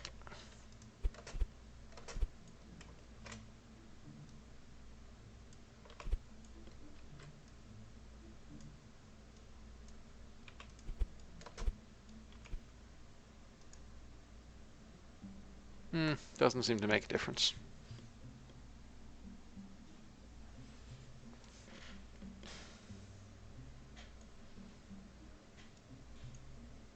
Hey, wait, what happened? What's up with the weight? Oh, that was weird. That didn't actually change the analysis. Jeez, weird.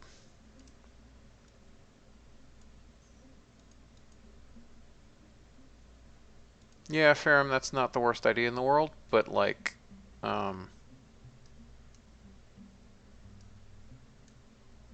a skinflint.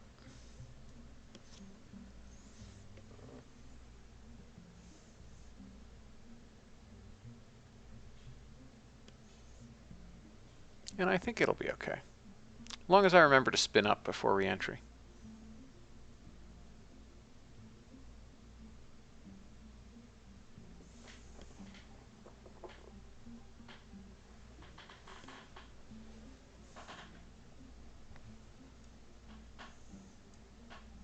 Also, there's the fact that we will be under control during re-entry.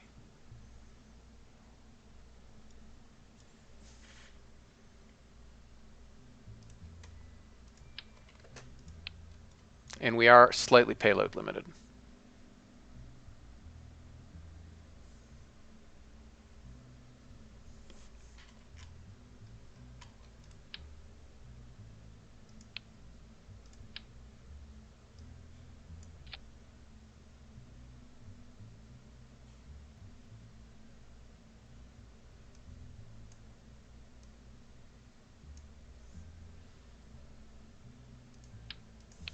Okay, now we need a decoupler.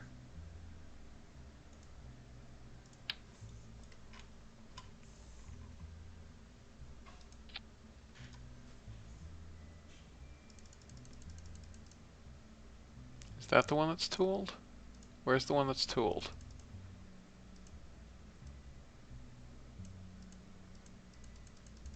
I thought I had the one that was tooled.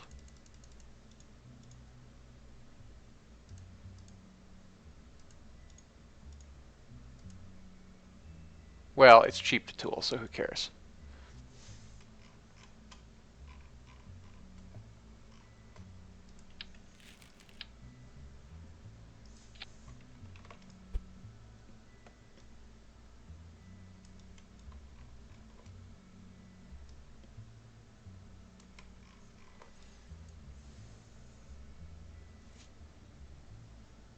It's not even that heavy yet. Alright, I guess we have more payload mass to play with than I thought, since we were chucking like, what, 600 kilograms? And we're only up to 180? Well, we need some retros.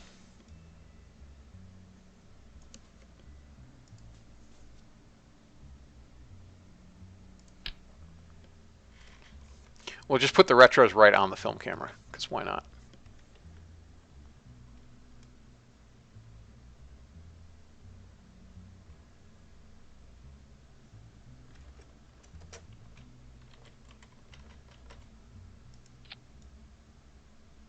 That's too much retros. I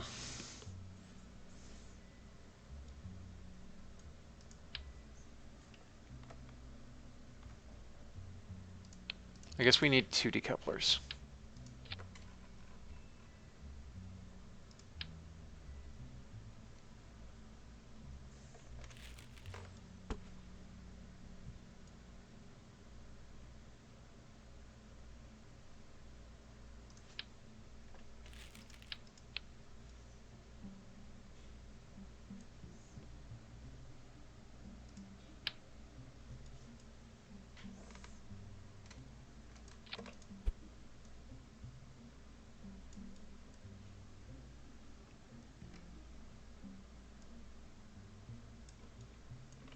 All right, that's actually about right for a retroburn.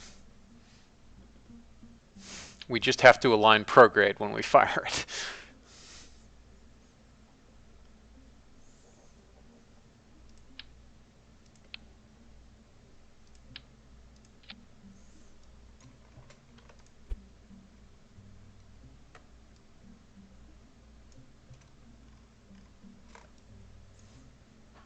And wonder of wonders, we actually will have 3-axis stability, including the camera.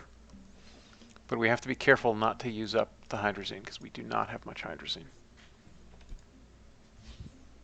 3 liters.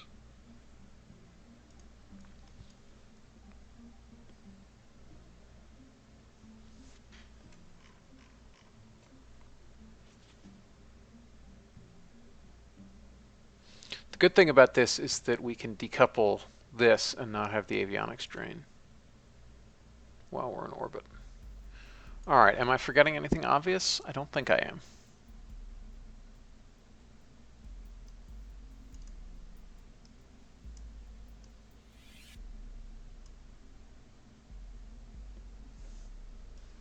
I think we're good.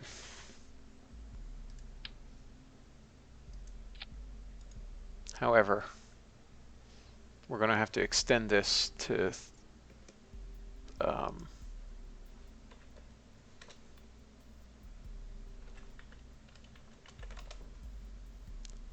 3.658. We'll have a 12-foot fairing. Well, actually, no, I think we can get away with a 10-foot barrel. Yes, we can.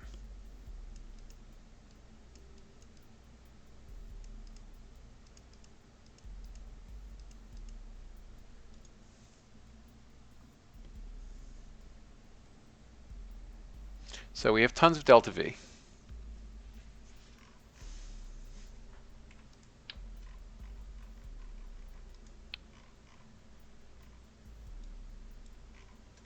So we'll go to 180 by 180.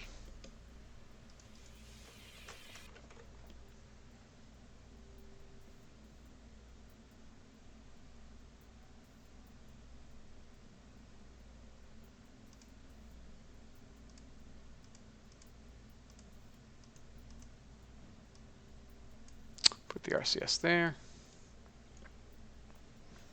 Okay, I think we're good. What have we not tooled yet? Or is it just that expensive because... Oh.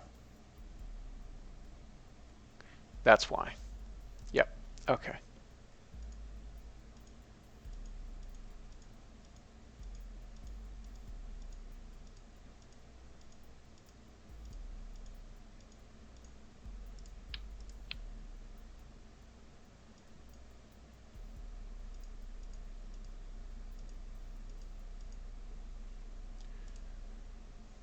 Cheap at the price.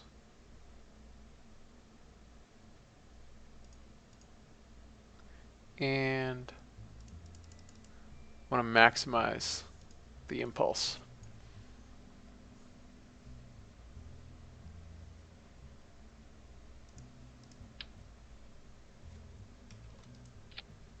This will be more expensive to tool, but still not that bad. And then this will be fairly cheap to tool. Yeah. Okay, now it's all tooled. And it's because this costs $2 million. The LV is fairly cheap in comparison. All right, that's all tooled. Has a big old fairing. So we have 8-foot and 10-foot barrels for that stage. Check the staging. Light those, that's correct. Then hot stage with RCS.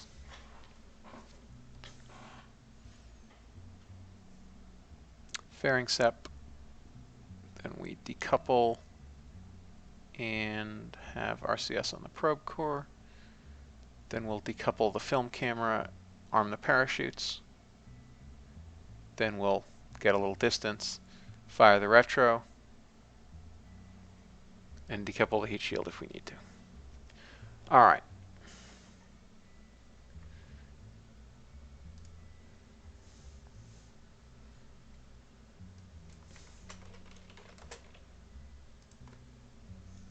Oh, you know what I forgot?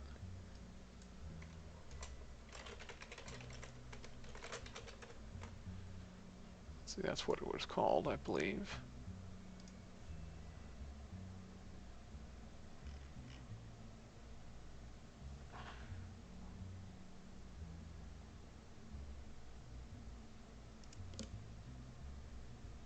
Ah, I spelled it wrong before. That's interesting.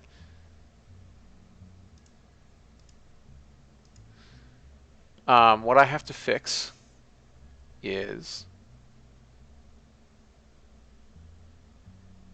Shoot, I just thought of something I had to fix.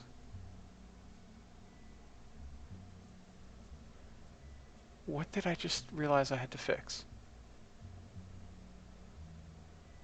Ah, this. Bingo.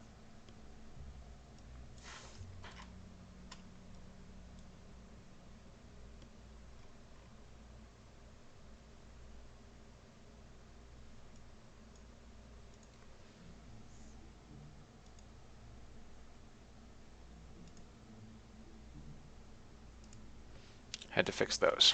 Okay, that's solved.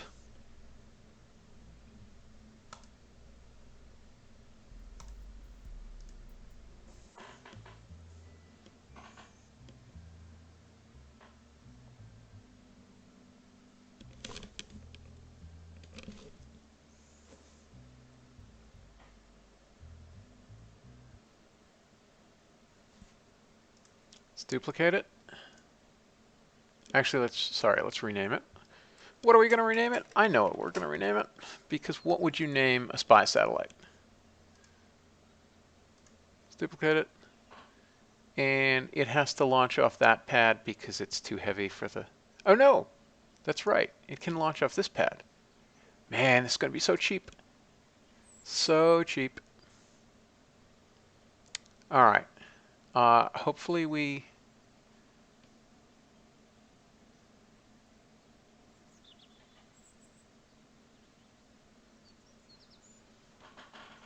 Hopefully we'll be okay.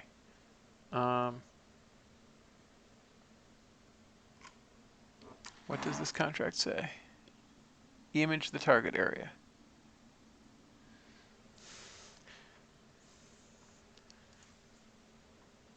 So I have to, like, while I'm near the target,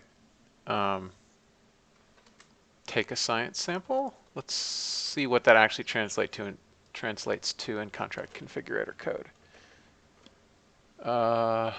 Contracts.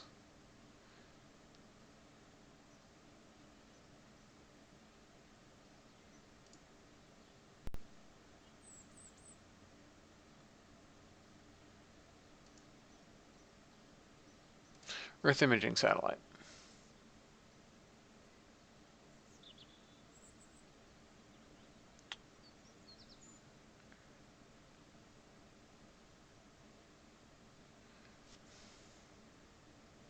No crew.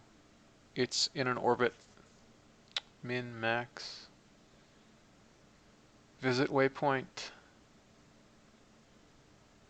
You have to be within 100 kilometers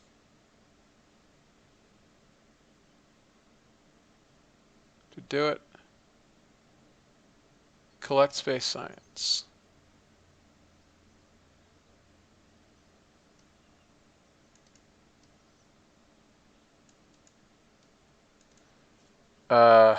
All right, I may have to cheat complete this because it says Experiment Mobile Materials Lab, which I think is the early camera, not the camera I'm using. So that's worrying. Not sure how to deal with that. Well, we'll see. No, higher pad levels cost more. Yeah, as Avian said. All right, let's launch Spider 1.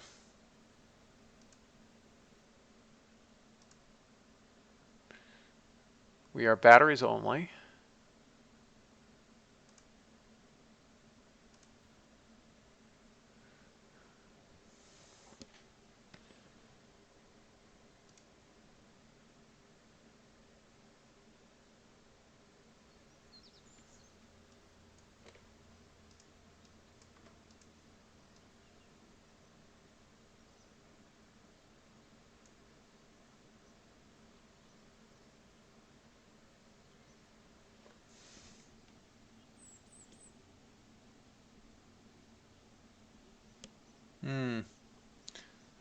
let's see. It's in Africa.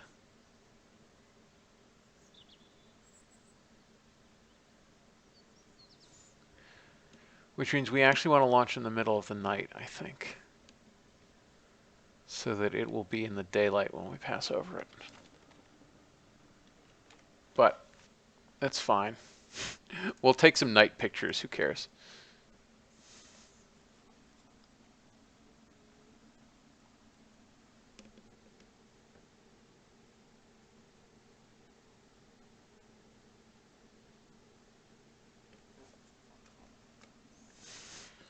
We'll get some night pictures.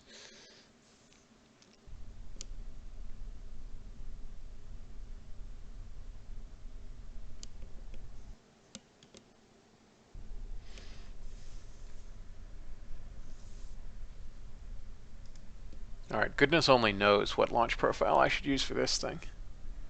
Probably 0.6. And let's go to 180 by 180.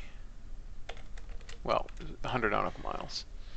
Which is a little high for what Corona would fly, but, eh.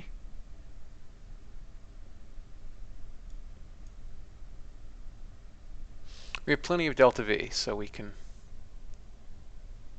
aim fairly high. Orbital inclination should be 90. Let's go.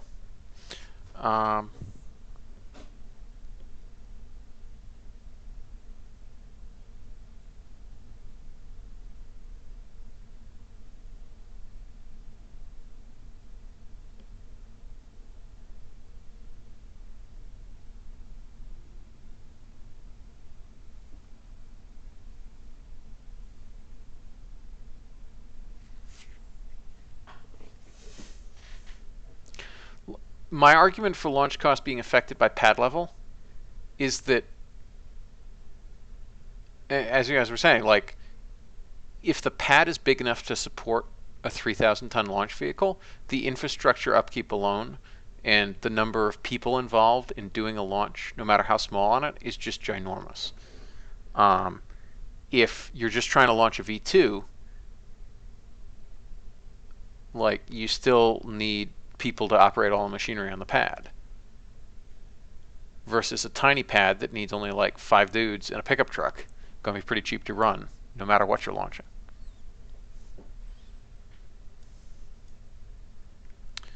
All right. Let's see how this goes.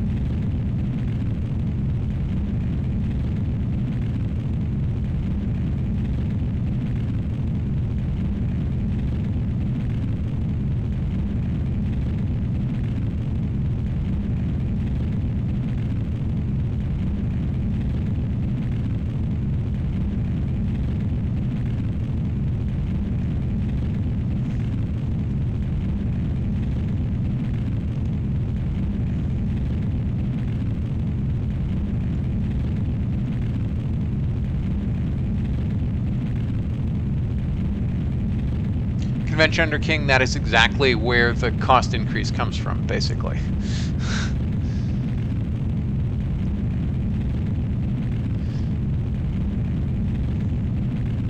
Like, most of the cost of the increased pad level is a fixed cost for the pad every time you use it. Some of the cost is that it's like a little bit more expensive to launch stuff. Also, why do we have 2 of these? Oh, because it's data 1 and data 2. Oh, I do have a materials lab then. Alright, that's cool. So we need to transfer some science.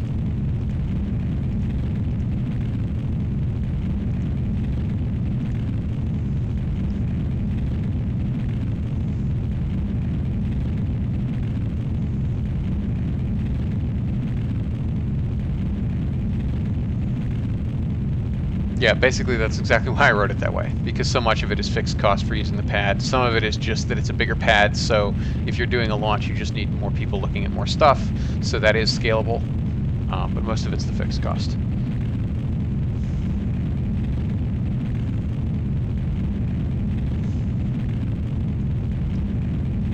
RCS to on for second stage.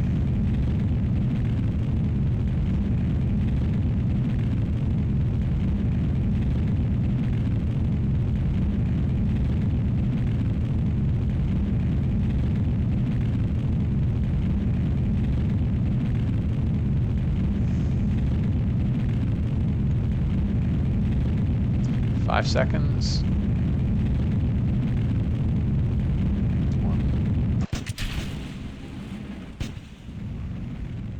That was a fairly severe pitch up because of the giant fairings, but we survived.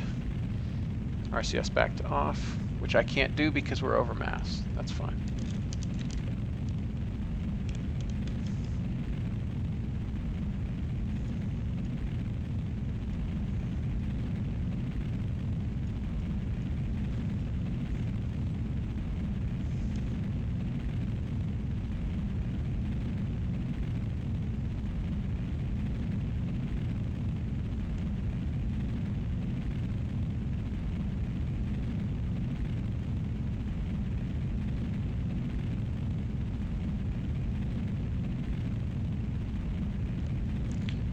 Okay, fairing SEP.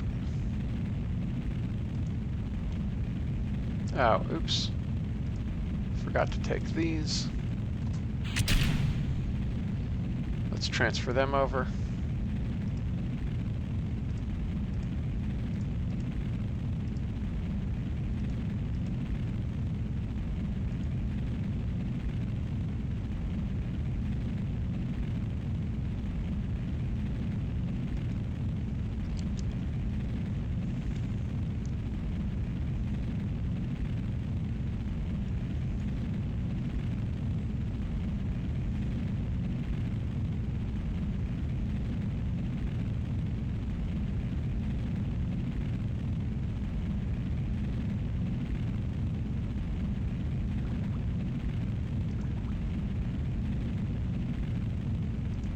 Oops, I didn't get the level 2. That's annoying.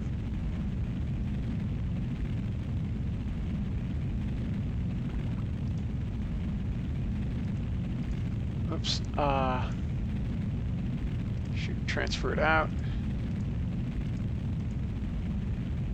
And then I should be able to get... Come on. Why won't it?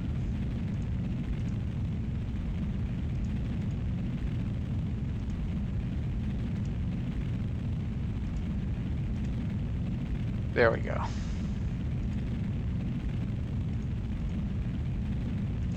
Transfer data.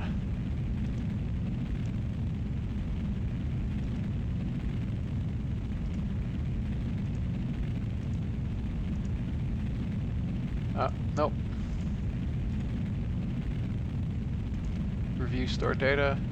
Reset experiment. All right.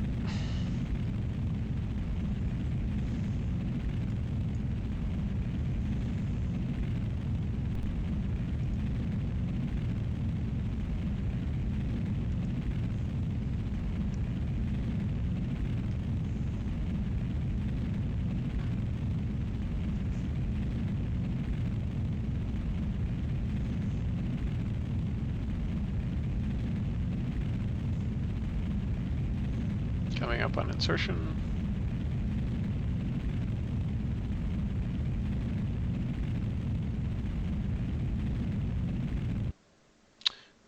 Perfect.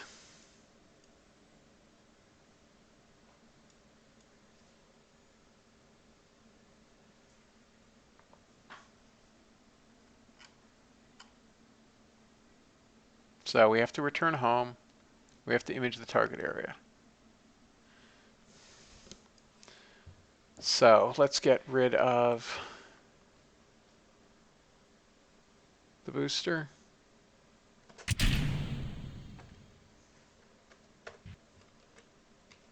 Away we go.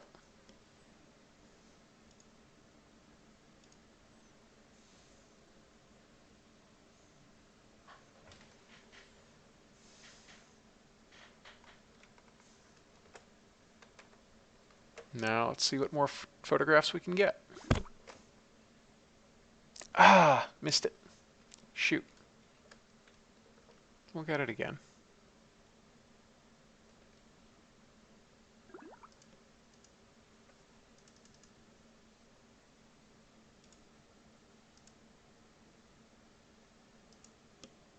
Oh, no connection. But we can still do this. Oops, wrong one. There.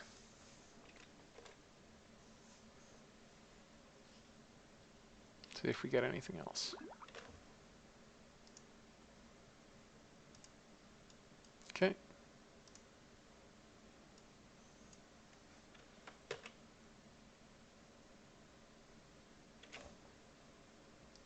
That needs to be deactivated.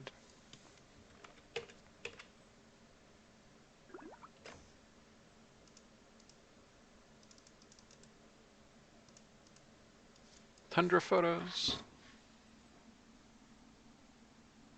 Yeah, 24 hours from achieving of orbit, which means we have 2 chances. Hopefully one of them will be correct.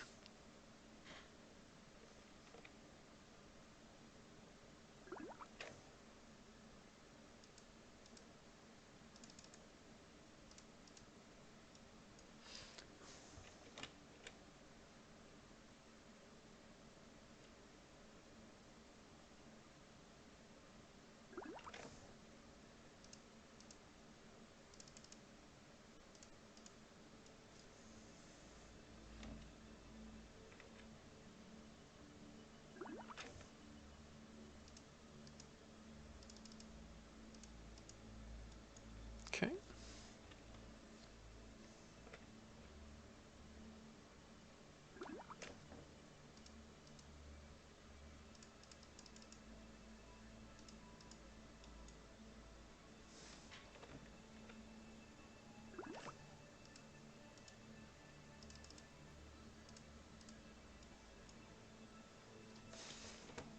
All the science.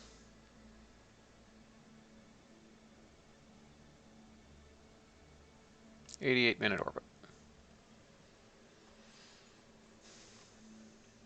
Now, if I were really spot on about this, yeah, I'm not sure we'll actually hit it because how far does the, let's see, how far does the Earth travel?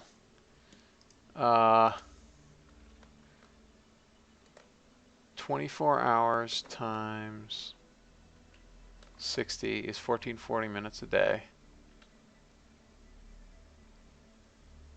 It's an 88-minute orbit.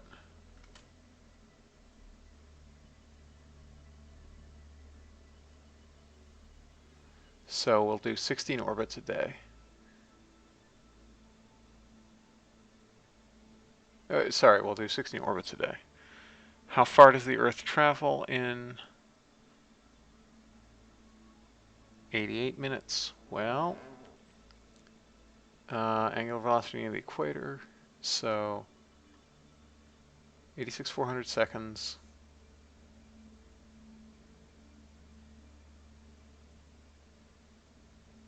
Uh, 6371 times 2 times pi.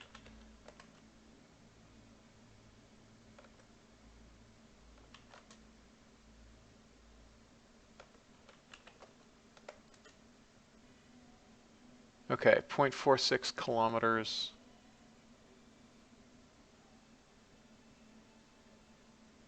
Oh, right, we already know rotational velocity. Yes, right.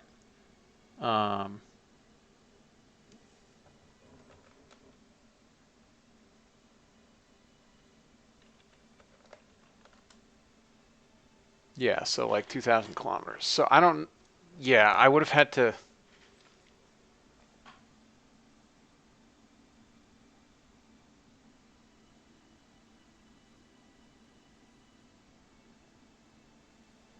Yeah, according to the code, it looks like you have to get within 100 kilometers of it, which is going to be quite tough. We're probably going to miss. I may cheat complete the contract because I KSP does not give you the tools to actually do that planning.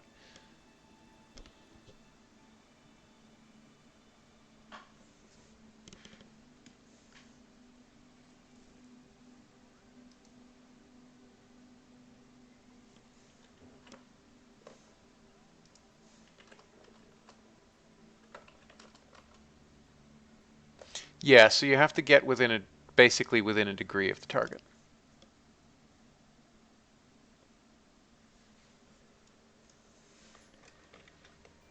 So we'll get the science, and I'll let you complete the contract and never touch it again, and talk to folks who made it, because it does seem quite hard to do. Because we just don't have the planning tools to know where the orbital track is going to be, although apparently now in Principia we will. But I think maybe only after launch, which is sort of a problem.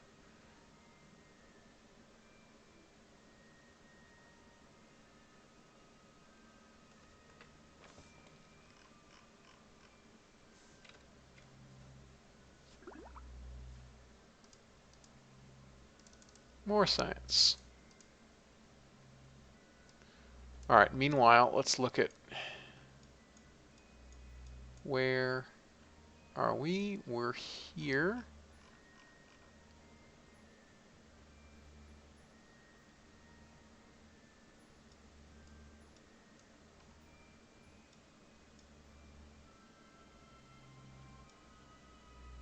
Yeah, so the waypoint is like here. So we might have actually, I think we passed quite close to it, but probably not close enough.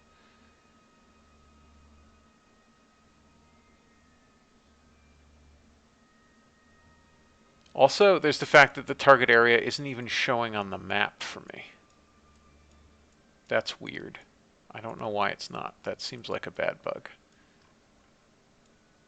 It's supposed to be down here, but there's no waypoint symbol showing, so I don't even know if I'm close to it. All right, so that's an iffy contract. But that might be a bug with KSP or Contract Configurator, or who knows.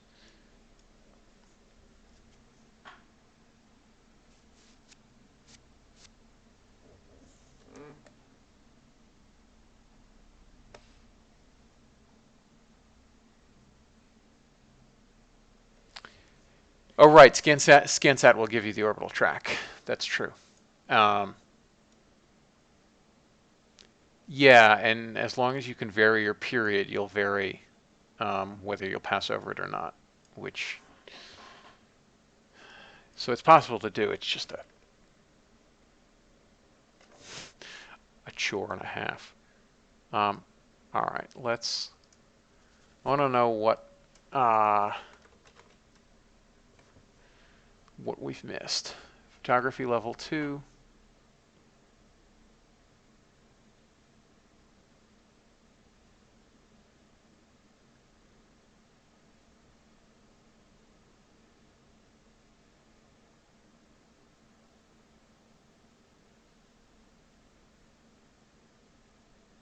All right, it looks like we have all of that.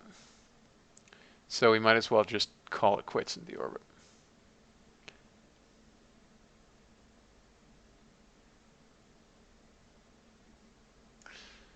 Right. Okay. So let's plan our deorbit.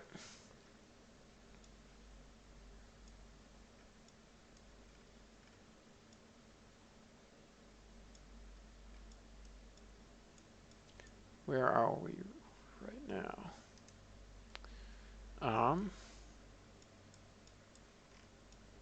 We're down here. We're going up.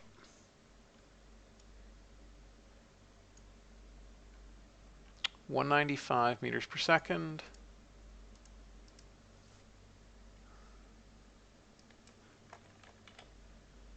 What would that do? That would re-enter us way up there.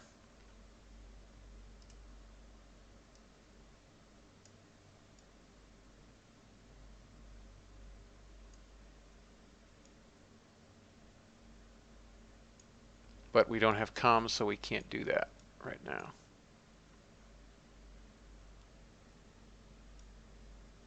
All right, so we'll do it as soon as we have comms.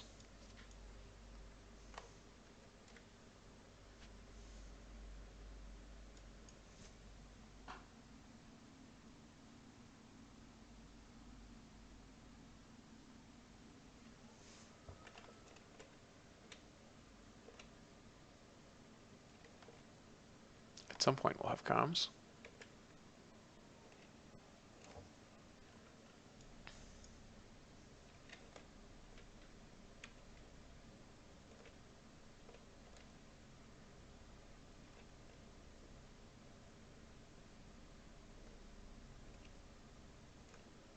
Now we have comms.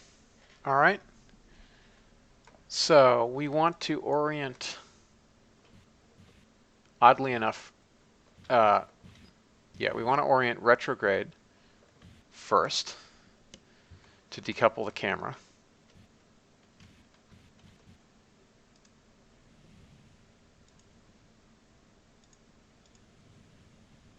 Okay. Now we want to flip prograde so that our engine will fire retrograde.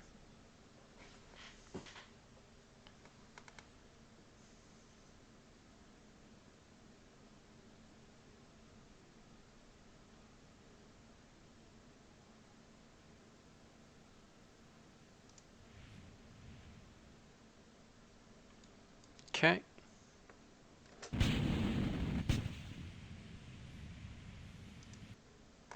That was interestingly off-center.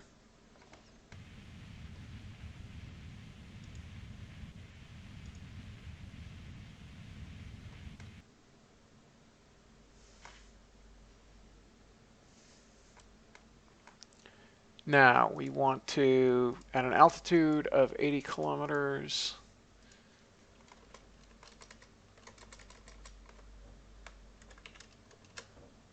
let's line up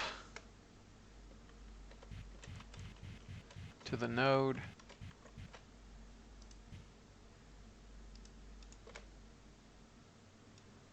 Okay. Save. And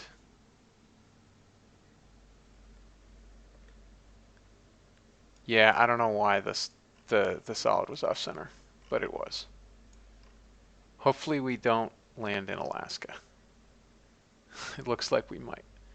Oh geez, yeah, we're gonna 80 kilometers is up there. So we're gonna land in the North Pole. Okay. That's because the solid was somehow off center. Don't know how.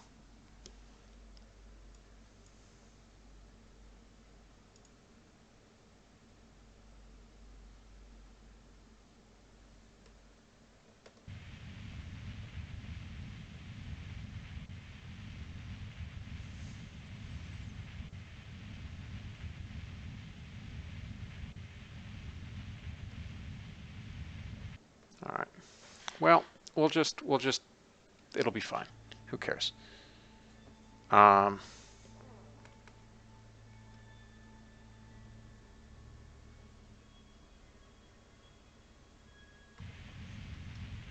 We'll spin up.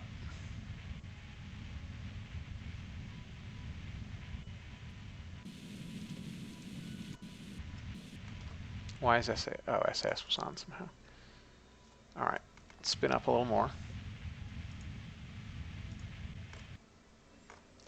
And let's re-enter.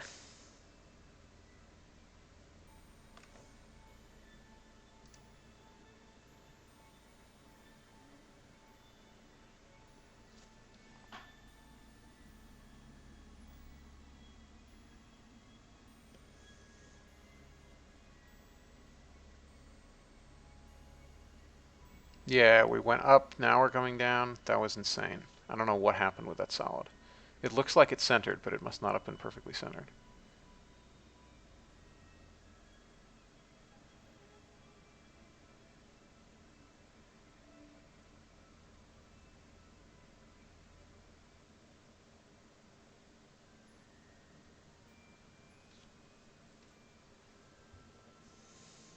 And we're going to re-enter at night, too. Because of course we are.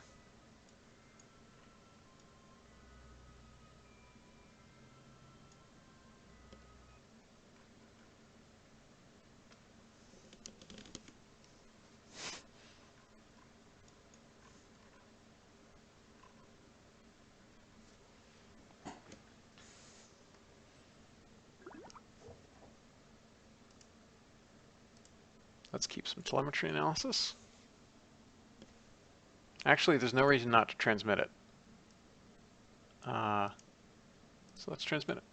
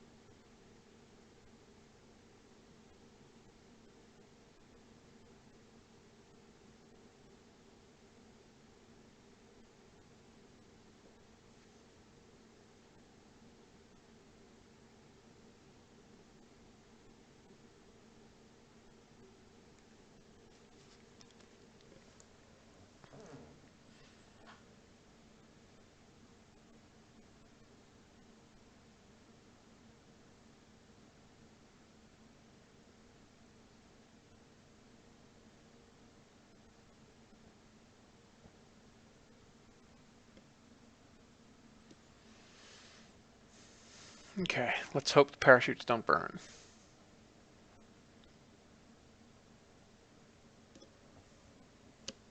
And that their drag cubes are not futzed.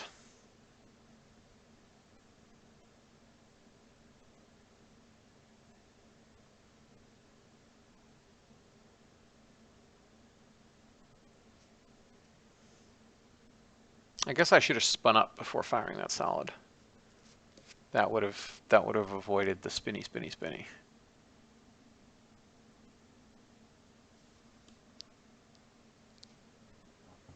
Now we know.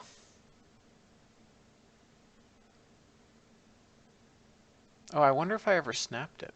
I think I snapped it, but maybe I didn't. That could be it too. Velocity is still increasing. It's interesting.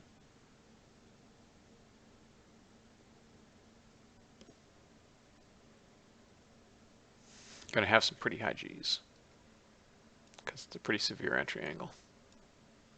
Yeah, we're coming down right on the North Pole.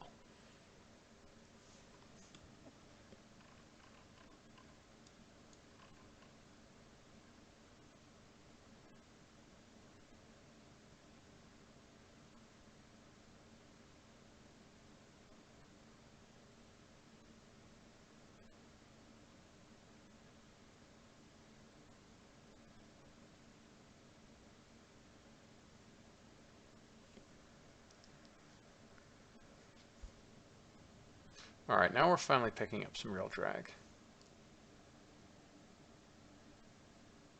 Almost at the 0.05 level, which was where the Mercury capsule detected re-entry.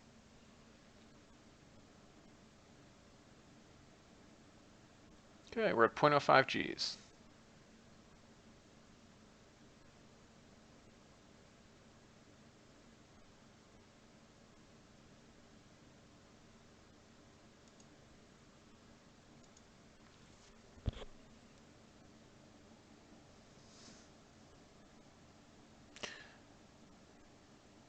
One meter per second squared deceleration.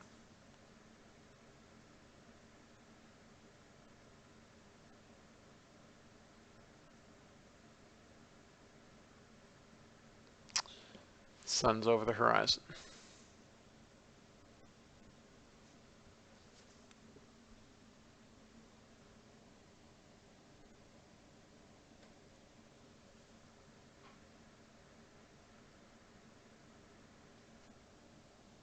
Two meters per second squared deceleration.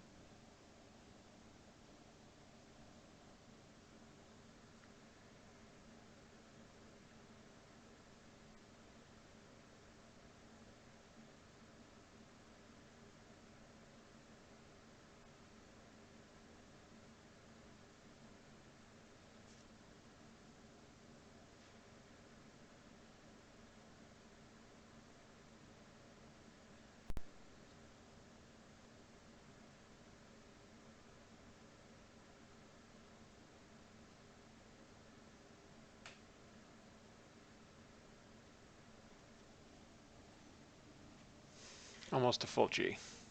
2/3 of a G. Yep, that heat shield is warming up right quick. And now the flames start.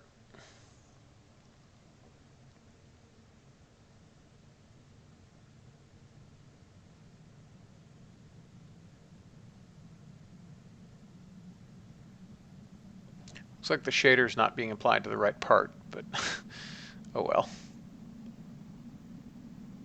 All right, now the G load's increasing a lot.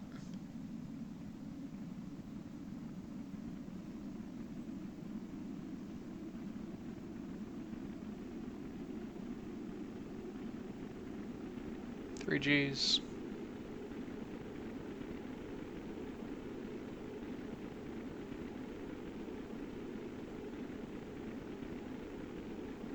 Four Gs.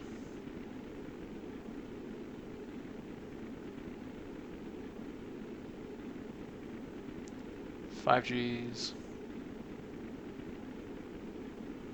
Going to expect about 9.5 to 10 Gs.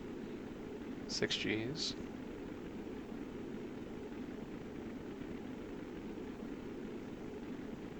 7. Interesting how much this disagrees with that. Because this looks like 8.5, and that's just 8.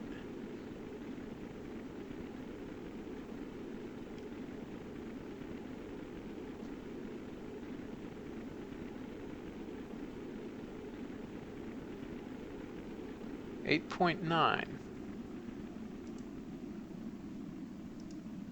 All right, that's actually a lower G loading than I expected. I guess the entry angle wasn't quite as severe as I thought it would be.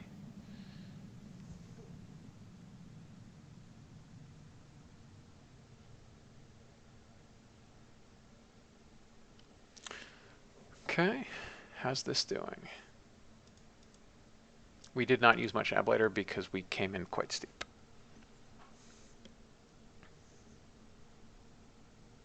Hey, we're going to splash down in water. That's good.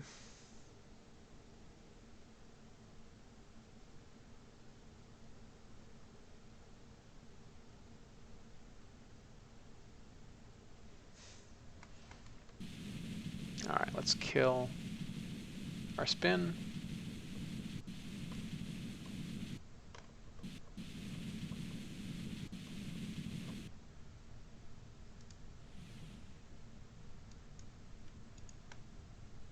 Okay.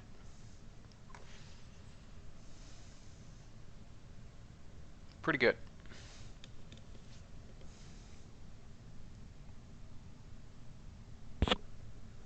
Yep, the ballistic coefficient is pretty low for this thing.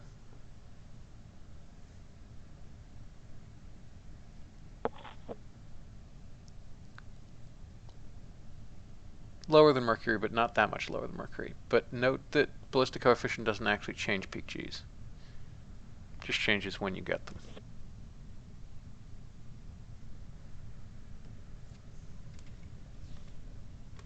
All right, now let's time warp on down until we get chute deployment.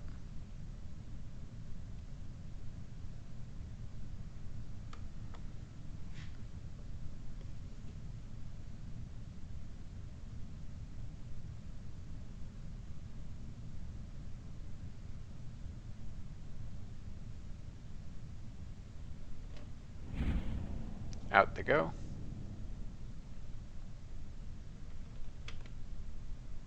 Go down to 2,000 meters for the mains to fully deploy.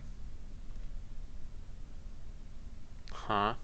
I had them set to 2,000. Why are they doing it at 1,000? Why does RealChute do that to me? Also, that's slower than it. It was targeted for 6 meters per second. I don't know why it's at 4.6. Whatever. It'll be fine. That is the dad jokest of dad jokes, Bill. Terminal velocity is such a drag. I mean, fitting that you make dad jokes, but still. That's great. 300 meters. we're actually over land, even though it says flying over Earth's water. But that's okay.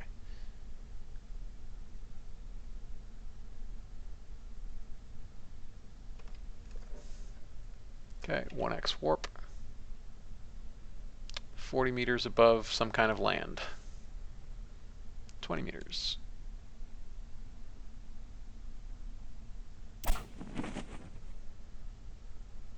What's going on?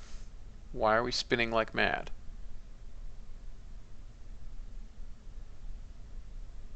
Why are we spinning faster and faster and faster?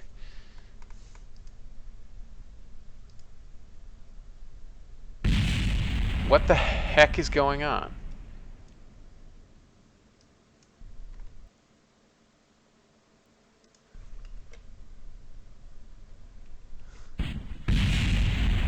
That's the weirdest bug I have ever seen. Unless we like landed on a mountainside on our edge and just started rolling like mad. That is the weirdest thing I've ever seen.